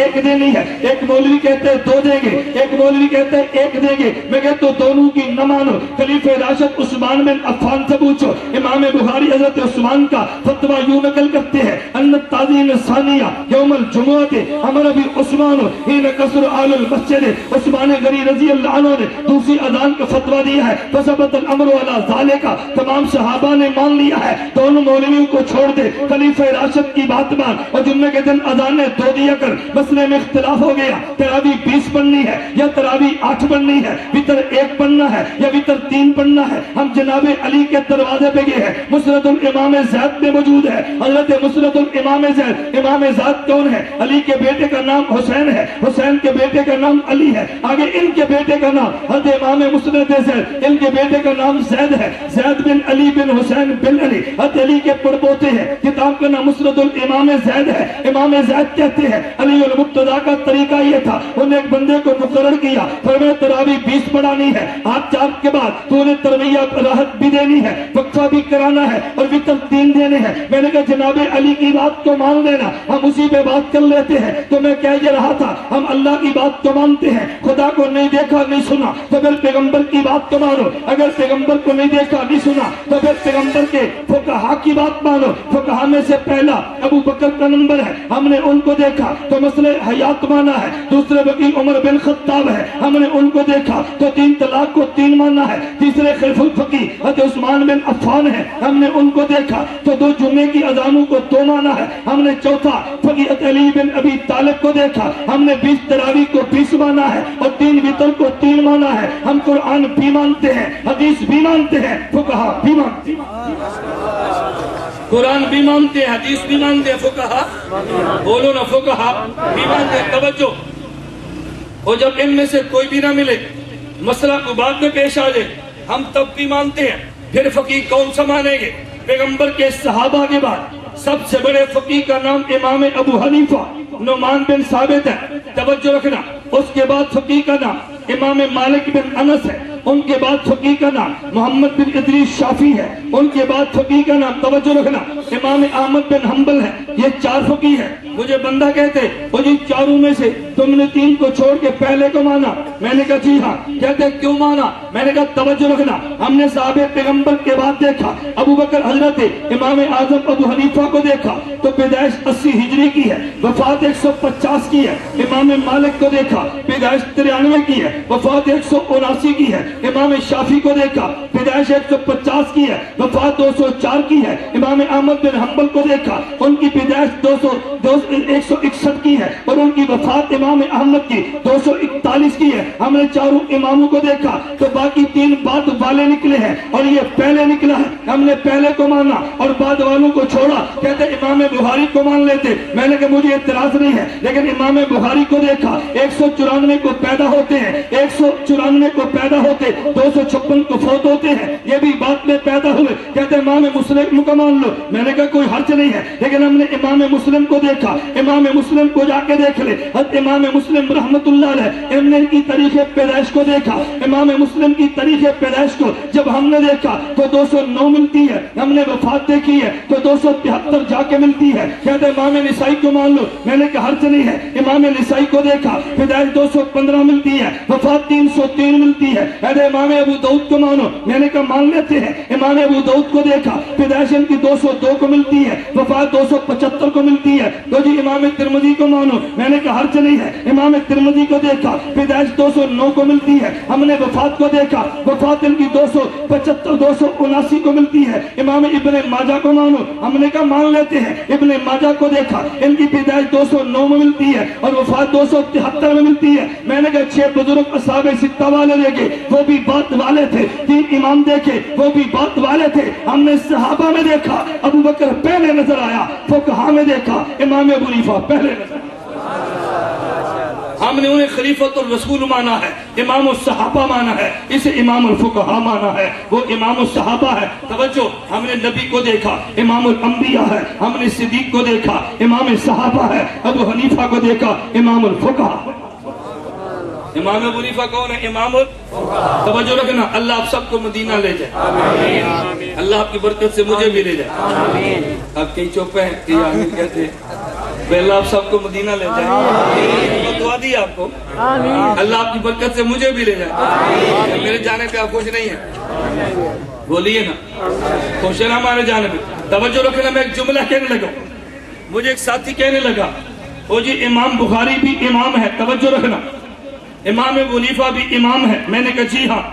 کہتا ہے امام بخاری کو چھوڑ کے امام ابو حنیفہ کی تقلید کیوں کرتے ہو؟ میں نے کہا تو مجھے پوچھنا چاہیے تھا، امام ابو حنیفہ کو چھوڑ کے امام بخاری کی بات کیوں مانتا ہے؟ ابو حنیفہ تو پہلے والے ہیں، امام بخاری بعد والے ہیں۔ کہتے چلو جو بھی کہہ لو، لیکن میرا سوال ہے، میں نے کہا میں آپ سے پوچھتا ہوں، ڈی جی خان ایئرپورٹ سے جہاز مدینہ منورہ جاتا ہے، ایک جہاز وہ ہے جو 5 گھنٹے میں یہاں سے مدینہ منورہ لے کر جائے، اور ایک جہاز وہ ہے جو ڈی جی خان سے 1 گھنٹہ مدینہ منورہ تک پہنچائے، تو تم 1 گھنٹے والا جہاز لوگے یا 5 گھنٹے والا؟ لیکن یہ تو وہ جو مدینہ جانے کا قائل ہو، نہیں سمجھا؟ یہ 1 اور 5 کون گیا جو مدینہ جانے کا، جو ڈائریکٹ مدینہ جانے کا قائل ہی نہیں ہے، اس نے 5 والا بھی نہیں لینا، 1 والا بھی نہیں لینا۔ نہ سمجھ آئے تو میں سمجھا دیتا ہوں، بات رہ نہ جائے، میری عادت ہے میں بات درمیان میں رکھتا نہیں، میرے بیان کے بعد تمہیں الجھن نہیں ہوگی کہ یہ مولانا نے بات کس کے بارے میں کی ہے، یہ کیا بات کی ہے۔ ہم نے جو کیا کہنا ہے وہ میں تمہیں وہ بھی سمجھ آنا ہے، جس کے بارے میں کہنا ہے تمہیں وہ بھی سمجھ آنا ہے۔ ہم بات درمیان میں کیوں رکھیں بھائی؟ توجہ رکھنا۔ آپ نے دیکھا ہوگا بڑے بڑے پوسٹر لگے ہیں، حرمت رسول پہ جان بھی قربان ہے، دیکھا؟ حرمت رسول پہ جان بھی قربان ہے۔ نیچے کیا لکھا ہے؟ من جانب جماعت الدعوہ۔ توجہ، کہتے حرمت رسول پہ جان بھی، اور نے جی کیا لکھا ہے؟ میں نے حرمت رسول پہ جان دی ہو، تیرے کھاتے میں 1 بھی نہیں کوئی ہے تو بتا دے، بریلویوں کھاتے مل جائے گا، تیرے کھاتے کوئی نہیں ہے، کوئی ہے تو بتا دے، چلو اس کو بھی چھوڑ دو۔ میں نے کہا تم اس پوسٹر کو دیکھنا اور دھوکہ دیکھنا، حرمت رسول پہ جان بھی قربان ہے، یہ سارے پینا فلیکس سے دیکھ لے، بڑے بڑے 3-3 میٹر لمبے کے پوسٹر دیکھ لینا، اوپر پیغمبر کے روزے کی تصویر نہیں ہوگی، مدینے کی کھجور کی تصویر ہوگی. دیکھ لو، مدینے کی کھجور کی تصویر ہوگی لیکن مدینے والے کے روزے کی تصویر نہیں ہوگی. تو میں نے کہا پھر مان لے، دیوبند والوں کا پوسٹر دیکھنا، مدینے کے روزے کی تصویر ہوگی اور تیرے پوسٹر پہ مدینے والے کے روزے کی نہیں، مدینے کی کھجور کی فوٹو ہوگی. تو پھر مان لے دیوبند والوں کا تعلق مدینے والے کے روزے سے ہے اور تیرا تعلق مدینے کی کھجور سے ہے. ریال سے نہیں سمجھا؟ کیسے؟ میں کھجور کا ترجمہ کرتا ہوں نا ریال سے. ہمارا تعلق مدینے والے کے روزے سے، تیرا تعلق مدینے کی، بولو مدینے کی. یوں نہ سمجھنا، صبح جا کے مسئلہ پوچھ لو، مسئلہ پوچھو. ایک نوجوان مسئلہ پوچھے، حضرت صاحب مجھے مدینہ منورہ میں ملازمت ملی ہے، مجھے ویزا مل گیا ہے، میرا اقامہ لگ رہا ہے، کیا میں ڈی جی خان سے سیدھا مدینہ مزدوری کے لیے جا سکتا ہوں؟ کہ گا بیٹا جا سکتا ہے، حلال مال کمانا عبادت ہے. پھر دوسرا پوچھے، حضرت میرا مدینہ کا سیدھا ویزا لگ رہا ہے، میں پیغمبر کے روزے کی نیت سے ڈی جی خان سے مدینہ جا سکتا ہوں؟ کہتا ہے نہ، یہ سفر نہ کرنا. پوچھ کیوں نہیں؟ کہتا ہے یہ شرک ہے. عجیب بات یہ ہے کہ ڈی جی خان سے ریال کمانے کے لیے مدینہ جائے تو جائز ہے اور ڈی جی خان سے پیغمبر کا روزہ دیکھنے کے لیے جائے تو یہ شرک ہے. دیوبند والوں سے پوچھ، یہ کہتے ہیں یہاں سے ریال کمانے کے لیے مدینہ جائے تو جائز ہے اور روزہ دیکھنے کے لیے جائے تو باعث اجر و ثواب ہے. روزہ دیکھنے کے لیے جائے تو باعث اجر و ثواب ہے. میں جدہ ایئرپورٹ پہ اترا، انہی کپڑوں میں تھا، میزبان کہنے لگے مولانا صاحب مکہ کے لیے آئے. میں نے کہا جی مکہ تو جانا ہے، عمرہ نہیں کریں گے؟ میں نے کہا کریں گے. تو احرام نہیں باندھا؟ میں نے کہا نہیں. مجھے کہتے ہیں کیوں نہیں؟ میں نے کہا جدہ سے پہلے مدینہ، مدینہ سے مکہ. نہیں سمجھا؟ جدہ سے پہلے مدینہ، مدینہ منورہ سے پھر مکہ. مجھے کہتے ہیں کیوں؟ میں نے کہا ڈائریکٹ مکہ جائیں تو احرام باندھ کے جائیں گے، وایا مدینہ جائیں تو احرام پھر مدینہ ذوالحلیفہ سے وہاں سے باندھیں گے. میں نے کہا میں نے مدینہ اور مدینہ منورہ سے مکہ جانا ہے. کہتے جی سیدھے مکہ کیوں نہیں جاتے؟ میں نے کہا بیٹا جس نے مکہ دکھایا ہے پہلے اس کے پاس جائیں گے، پھر جو دکھایا وہاں جائیں گے. ہمیں مدینہ والے نے مکہ دکھایا ہے، پہلے اس کے پاس جائیں گے اور پھر جو دکھایا وہاں جائیں گے. پہلے کارگزاری سنائیں گے، وہاں سے پوچھ کے آگے جائیں گے اور پھر واپس آئیں گے، اجازت لے کے واپس آ جائیں گے. میں نے کہا ہم تو مدینہ منورہ یوں جاتے ہیں. توجہ، میں بتانے یہ لگا تھا، میں نے جواب دیا. میں نے کہا امام بخاری کی بجائے ہم امام ابو حنیفہ کی تقلید کیوں کرتے ہیں؟ میں نے کہتے جی وجہ بتائے. میں نے کہا وجہ ڈی جی خان سے ایک جہاز وہ ہے جو ڈائریکٹ مدینہ منورہ جائے، گھنٹے 5 لگاتا ہے، اور دوسرا جہاز وہ ہے ڈی جی خان سے مدینہ منورہ جائے تو گھنٹے 1 گھنٹہ 1 لیتا ہے. کس جہاز پہ جانا پسند کرو گے؟ مجھے کہتے ہیں 1 گھنٹے والے پہ. توجہ، میں نے کہا ہم نے امام بخاری سے کہا ہم نے مدینہ منورہ جانا ہے. بخاری نے کہا چلو چلتے ہیں. امام بخاری اپنی گاڑی پہ بٹھائے اور مدینہ منورہ میں جانے لگے. امام بخاری کہتے ادھر دیکھ بھابی قال حدثنا احمد بن اشکابہ قال حدثنا محمد بن فضیل عن عمارت بن القعقاع عن نبی زرعہ عن ابی ہریرہ قال قال رسول اللہ. 5 واسطے لایا ہے. ہم نے اپنے بابا جی امام ابو حنیفہ سے کہا ہم نے مدینہ جانا ہے. بابا جی کہتے ہیں چلو مدینہ. ہمارے بابا جی امام ابو حنیفہ فرماتے ہیں عن ابی حنیفہ عن انس بن مالک قال قال رسول اللہ. عن ابی حنیفہ عن عبداللہ بن انیس قال قال رسول اللہ. عن ابی حنیفہ عن باسرة بن الاسقع قال قال رسول اللہ. عن ابی حنیفہ عن عبداللہ بن الحارث قال قال رسول اللہ. عن ابی حنیفہ عن عائشہ بنت حجرۃ قالت قال رسول اللہ. میں نے کہا امام بخاری واسطے 4-5 لاتا ہے، امام حنیفہ 1 لاتا ہے. ہم دیوبند والے عشاق مدینہ ہیں. عاشق کہتا ہے میں نے جلدی جانا ہے، بخاری دیر کرتا ہے، ابو حنیفہ جلدی لے کر جاتا ہے. ہم تو عاشق مدینہ ہیں، جلدی جاتے ہیں. اللہ آپ سب کو مدینہ منورہ دکھائے. اللہ کی برکت سے ہمیں بھی دکھائے. میں میاں والی جلسے میں گیا، میرے میزبان کہنے لگا مولانا یہاں تھوڑا سا خیال رکھے. میں نے کہا کیوں؟ کہتا ہے یہاں 70% وہ ہے جو آج آپ کے جلسے میں ہیں. میں نے کہا پھر تو مسئلہ کھول کر بیان کریں تاکہ 70% کو سمجھ آئے. بات ٹھیک ہے غلط ہے؟ ڈی جی خان کے دوستو بات سمجھو، خدا گواہ ہے میں بالکل نہیں ڈرتا. اللہ کا خدا کی ذات کے علاوہ کسی سے نہیں ڈرتے. کوئی ڈر اور کوئی خوف نہیں ہے. 70% یا 100% ہو, ہمیں جس علاقے میں کو جائے نا, کچھ فیصد ہوں, اصل تو بولنے کا مزہ ہی تھا بات ہے. کچھ فیصد وہ بھی تو ہوں نا, تاکہ وہ بھی تو مسئلہ سمجھے. توجہ رکھنا. میں نے کہا بہت اچھا. میں نے ان کا خیال کیا. میں نے صحیح بخاری کی حدیث پہ بات کی, 40 منٹ گفتگو کی. میں نے دیکھا کہ مجمع ماشاءاللہ بات کو سمجھ رہا ہے. میں نے کہا اللہ آپ سب کو مدینہ لے جائے. کہتے آمین. میں نے کہا آپ کی برکت سے خدا مجھے بھی لے جائے. کہتے آمین. میں نے کہا کچھ حیا کرو, کچھ حیا کرو. ان کو بڑا تعجب. میں نے کہا آپ کی برکت سے خدا مجھے لے جائے. تم نے کہا آمین. میں بھی کیا حضور کی برکت سے لے جائے. تم نے کہا نبی کا وسیلہ نہیں دینا شرک ہے, تیرا وسیلہ آمین, حضور کا وسیلہ شرک ہے. اور میں نے کہا بابا کچھ عقل سے کام لے. اگر تیرا وسیلہ جائز ہے تو تیرے پیغمبر کا وسیلہ جائز کیوں نہیں سمجھا. چلو وسیلے پر پھر صحیح, مستقل وسیلے پر تو بیان چاہیے نا, میں بات سمجھاؤں. میں نے کہا توجہ, اللہ آپ سب کو مدینہ لے جائے. آپ مدینہ منورہ جائیں اور میری بات کی تصدیق وہاں جا کر کریں. آپ جائیں مدینہ منورہ. میں مدینہ منورہ مسجد نبی میں بیٹھا ہوں. ایک صاحب پوچھنے لگے مولانا صاحب کہاں پر ہیں.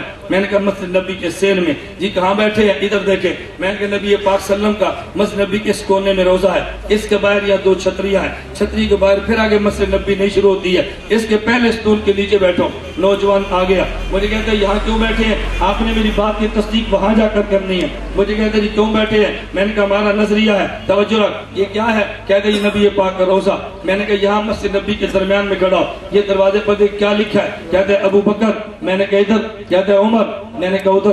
کہتا ہے عثمان. میں نے کہا آگے. کہتا ہے علی. میں نے کہا ادھر. کہتا ہے عباس. میں نے کہا ادھر. کہتا ہے حسن و حسین. میں نے کہا یہ سامنے کیا لکھا ہے. کہتا ہے نعمان بن ثابت.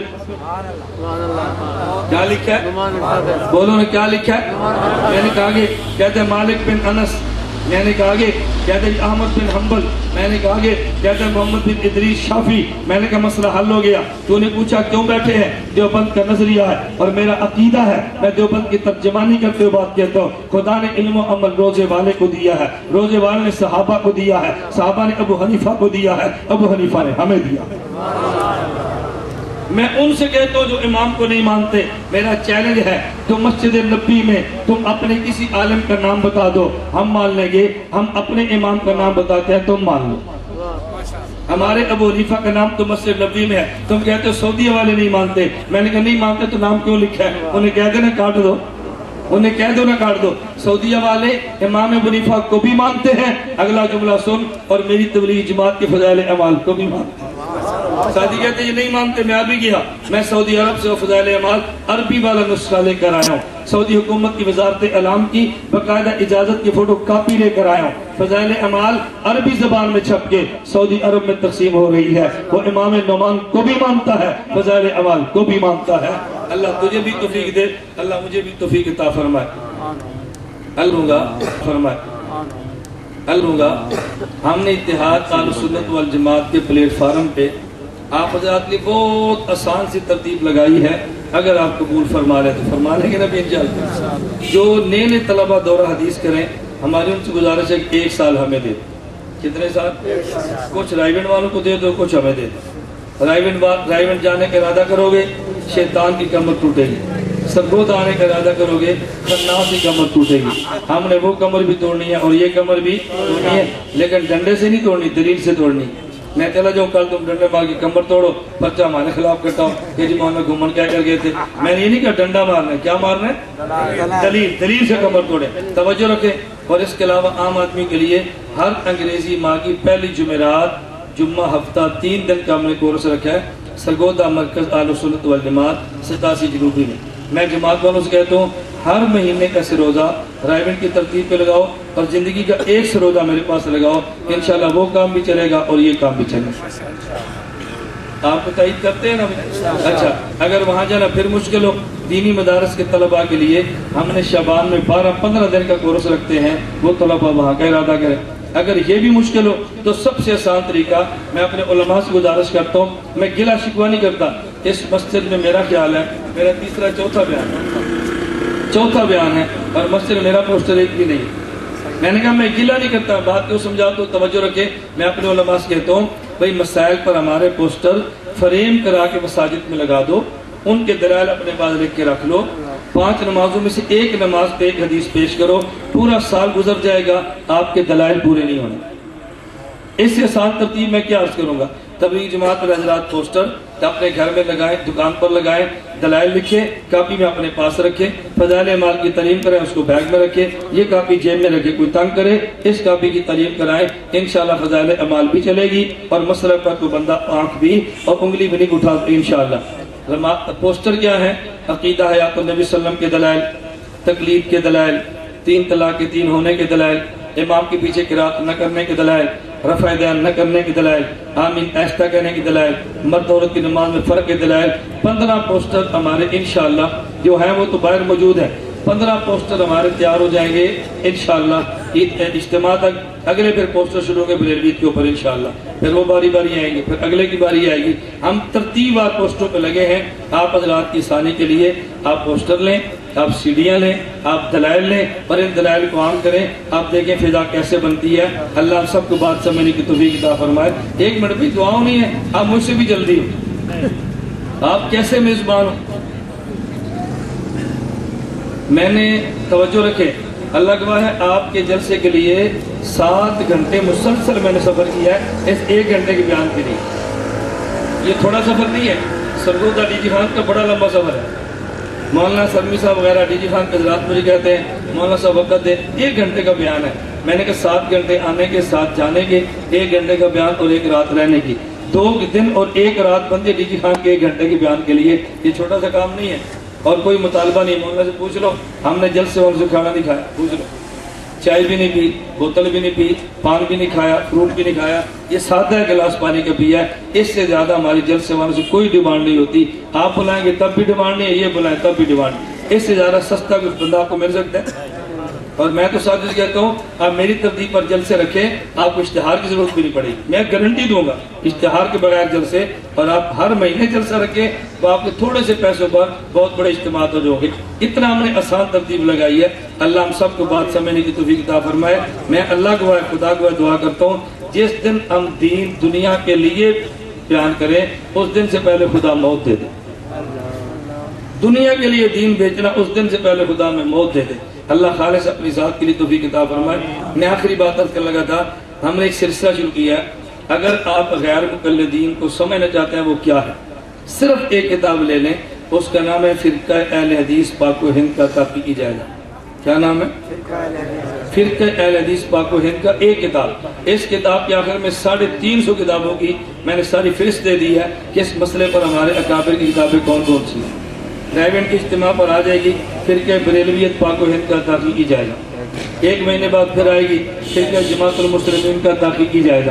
ایک موضوع پر مماتیت، رافضیت، مرزائیت، ایک موضوع پر آئے گی۔ آپ یہ دعا کریں اللہ میں عافیت کا زندہ رکھے۔ ہم اتنا مواد دیوبندیت کو دلائل میں دے جائیں گے، اللہ نے چاہا تو ہم سارے قرضے اتار دیں گے انشاءاللہ۔ اس وقت بھی اللہ کے فضل سے 65 علماء میرے پاس اس وقت موجود ہیں جو 1 سال کے لیے مناظر پر 1 سال بعد 65 میں آنا ہے، پھر آنا ہے انشاءاللہ۔ آپ دیکھ کتنی بڑی کھیپ بنتی ہے۔ ہم نے ڈیرہ غازی خان کے لیے مولانا زاہد یہاں اسٹیج پر موجود ہیں، ہم نے ان کو ڈیرہ غازی خان کا مبلغ بنا دیا۔ آپ جب چاہیں مناظرہ، تربیتی کورس، لٹریچر، جب بھی چاہیں ہمارے مبلغ مولانا زاہد موجود ہیں۔ ہم نے ضلع ڈیرہ غازی خان کو دے دیا، ملتان کو دے دیا، ساہیوال کو دے دیا، لاہور کو دے دیا، اکاڑے کو دے دیا، فیصل آباد کو، پنڈی کو، ضلع کے ضلع۔ اور ہماری خواہش ہے کہ ہم انشاءاللہ ہر ضلع کو مبلغ اور لائبریری دیں گے انشاءاللہ ثم انشاءاللہ۔ اللہ اسباب دے گا، ہم لائبریری بھی یہاں بنائیں گے اور مبلغ بھی دیں گے۔ آپ دعا تو کر سکتے ہیں نا؟ کہتے ہیں ہر ترین انسان میں اللہ تعالیٰ کی ذات ہے، کیا اللہ کی ذات اس سے بری نہیں؟ اللہ اپنی ذات میں اکیلا آسمان پر مستوی ہے۔ میں اب چونکہ مستقل اس پر بیان چاہیے، میں انشاءاللہ کبھی مستقل کروں گا۔ ہمارا عقیدہ ہے اللہ کی ذات ہر جگہ پہ بلا جسم موجود ہے۔ اللہ کی ذات ہر جگہ پہ بلا جسم، خدا جسم سے پاک ہے اور ہر جگہ پر ہے۔ چرند پرند پہاڑ، دنیا کا کوئی کونا ایسا نہیں ہے جہاں خدا کی ذات موجود نہ ہو۔ اینما تولوا فثم وجہ اللہ وہو اللہ فی السماوات وفی الارض آمنتم من فی السماء۔ آسمان زمین میں خدا ہر جگہ پہ۔ ما یکون من نجوى ثلاثۃ الا هو ورابعهم ولا خمسۃ الا هو سادسهم ولا ادنى من ذلك ولا اکثر الا هو۔ اللہ ہر کسی کے ساتھ ہے، قرآن کہہ رہا ہے۔ عقیدہ وحدت الوجود کیا ہے؟ اہل علماء کہتے ہیں کہ عقیدہ مشرکین کے عقائد سے برا ہے، ہر رنگ میں اللہ ہے، مخلوق میں اللہ ہے۔ عقیدہ وحدت الوجود اصل میں عوام کو سمجھانے کا یہ غیر مقلد جھوٹ بولتے ہیں. اور حاجی امداد اللہ مہاجر مکی رحمۃ اللہ علیہ نے کلیات امدادیہ میں لکھا ہے کہ بعض باتیں وہ ہیں جو عوام کے سامنے تذکرہ کرنا ٹھیک نہیں ہے. غیر مقلد کہتے ہیں وہ بھی کوئی مسئلہ ہے جو عوام کے سامنے جائز نہ ہو. امام بخاری باب قائم کرتے ہیں باب من خص بالعلم قوما دون قوم. حضرت علی فرماتے ہیں حدث الناس بما یعرفونہ اتحبون ان یکذب اللہ ورسولہ. امام بخاری فرماتے ہیں ہر مسئلہ ہر کسی کو نہیں بتاتے، بعض مسئلہ عوام کو سمجھ نہیں آتے، عوام سے بالا تر ہوتے ہیں. میاں محمد آپ نے سنا ہے شاف البلوغ والے میاں محمد کے بڑا معروف شعر ہے خاصاں دی گل عامہ اگے جائز نہ آئی کرنی کھیر پکا میاں محمد جویں کتیاں اگے ترنی. یہ بالکل ہر بندہ. ابو ہریرہ کا امام بخاری باب حفظ العلم کتاب صحیح بخاری میں مسئلہ پیش کرتے ہیں. ابو ہریرہ فرماتے ہیں میں نبی پاک صلی اللہ علیہ وسلم سے 2 علم لیے ہیں، ایک میں نے پھیلا دیا ہے اور ایک وہ ہے اما الاخر لو بسط قطع هذا الحلقوم، اگر میں وہ علوم بیان کروں تو لوگ میری گردن کاٹ دیں گے. ابو ہریرہ کون سی باتیں کہتا ہے؟ ہر مسئلہ عوام کے بس میں نہیں ہے، اس لیے ان مسئلوں کو عوام میں بیان نہ کرو. وحدت الوجود جیسے ہمارے کعبے نے لکھا ہے، غیر مقلدین علماء نے بھی لکھا ہے، دونوں نے لکھا ہے. اس بات کو سمجھتے نہیں ہے کہ اللہ میں کیونکہ عوامی مسئلہ نہیں، اس کا عوامی اس کا تذکرہ بھی نہیں کرتا. خمینی اور دیگر ساتھی اپنی کتابوں میں لکھتے ہیں ابو بکر امی عائشہ فلاں فلاں الیاس بن رضی اللہ تعالیٰ عنہ لکھتے ہیں مسلمان نہیں تھے. کہتے ہیں اس کے بارے میں آپ کی رائے کیا ہے؟ مجھے اب چیک کرنا چاہتے ہیں. سپاہی صاحبہ کی آواز آپ نے سنی ہے؟ بولو. جو ان کی رائے وہی میری رائے ہے، جو ان کا عقیدہ وہی میرا عقیدہ ہے، جو ان کا نعرہ وہ ہمارا نعرہ ہے. تو یہ اصل بات ساتھ نہیں چیک کرتے ہیں کیا کہتا ہے. آپ نے ایک میری بات محسوس نہ کرنا جب عظمت صحابہ بیان ہو رہی ہو کہ ابھی آپ نے چڑھ دی ہے جو امام ابو حنیفہ کو نہ مانے اس کے بارے میں آپ کی کیا رائے ہے؟ کیوں نہیں دیتے؟ چڑھ دیا کرو. ہمیں سارے چیک کرتے ہو رہے، کوئی نہیں چیک کرتا. وہ 2 نہ چڑھ کیوں نہیں آپ دیتے؟ سپاہی صحابہ ہماری ہے، جمعیت علماء اسلام ہماری ہے، تبلیغی جماعت ہماری ہے، وفاق المدارس ہمارا ہے. یہ سب ہماری جماعتیں ہیں. ان میں بامی اختلافات ہم برداشت نہیں کر سکتے. اللہ میں ایک ہو کر رہنے کی توفیق عطا فرما. حضرت میں حنفی سے حنبلی بننا چاہتا ہوں، کیا یہ ٹھیک ہے؟ جب آپ سعودیہ رہائش مستقل اختیار کریں اور ڈی جی خان کی جان چھوڑ دیں پھر آپ حنبلی بننا. کیسا چکر ہمیں دیتے ہو؟ ایسے بیوقوف آدمی ہیں. بھائی تم عملی بن جاؤ گے تو فقہ عملی کے مطابق مسئلہ کیسے پوچھو گے؟ کیسے مسئلہ پوچھو گے؟ ڈی جی خان کی جان چھوڑ دو، سعودیہ جا کر مستقل ٹھہرو، امام احمد کے مقلد بن جو، ہمیں کوئی اعتراض نہیں. اس امام کے مقلد بنو جس امام کے مسلک کی کتابیں اور اس کے مطابق فتویٰ دینے والا مفتی آپ کے شہر میں موجود ہو. آپ کے نزدیک ایک مجھ داڑھی سنت ہے، کیا اس کا کوئی ثبوت ہے تو تفصیل کے ساتھ بتائیں، آپ کی مہربانی ہوگی. صحیح بخاری میں جو آپ نے پڑھی بھی نہیں ہے، آپ نے سمجھی بھی نہیں. امام بخاری کہتے ہیں وَقَانَ ابْنُ عُمَرَ اِذَا حَجَّ أَوْ اعْتَمَرَ قَبَضَ عَلَى لِحْيَتِهِ فَمَا فَضْلُ أَخَذَهُ. عبداللہ بن عمر رضی اللہ عنہ اپنی داڑھی مٹھی میں لیتے اور جو بڑھ جاتی وہ تراش دیتے. یہ وہی عبداللہ بن عمر ہیں جب رفع دین میں کی حدیث پیش کرتے ہو کہتے ہیں بہت متبع سنت تھے. یہ وہی عبداللہ بن عمر ہیں جو بہت متبع سنت تھے. تو داڑھی کتنی رکھنی چاہیے؟ بولو کتنی رکھنی چاہیے؟ ایک مشت داڑھی رکھا کرو. میں ایک جگہ پر گیا تو مجھے ایک ساتھی کیسر دی غیر مقلد کا بیان تھا. اس نے بیان کیا کیا؟ کہتے ہم کہتے ہیں سینہ پاک ہے، ہاتھ سینے پہ رکھو، اور دیوبندی کہتے ہیں ہاتھ ناف کے نیچے باندھو. کہتے ہیں زیر ناف جگہ ناپاک ہے، سینہ پاک ہے. ناپاک جگہ پہ ہاتھ رکھو گے تو حنفی بن جاؤ گے، پاک جگہ پہ ہاتھ رکھو گے اہل حدیث بن جاؤ گے. میرے ساتھ نے کہا جی جواب دو. میں نے کہا بات تو اس نے بالکل ٹھیک کی ہے، ہم اس کی بات کے مطابق چلتے ہیں. توجہ رکھیں، بایاں ہاتھ نیچے اور دایاں ہاتھ، بولو نا، بایاں ہاتھ نیچے اور دایاں ہاتھ اگر سینے پر بھی رکھیں تو بایاں نیچے دایاں اوپر، ناف کے نیچے رکھیں تو بایاں نیچے اور دایاں اوپر. تو دائیں کا تو کوئی اختلاف نہیں ہے نا، دائیں تو بائیں کے اوپر ہے، ناف کے نیچے ہو تب بھی دائیں اوپر ہے، سینے پر ہو تب بھی دائیں اوپر ہے. مسئلہ تو بائیں کا ہے نا.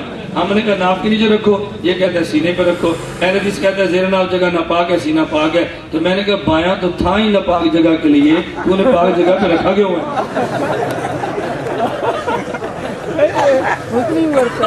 نہیں سمجھے بھائی؟ یہ بایاں ہاتھ کس لیے؟ استنجے کے لیے ہے نا، تو استنجا سینے پہ کرتے ہیں.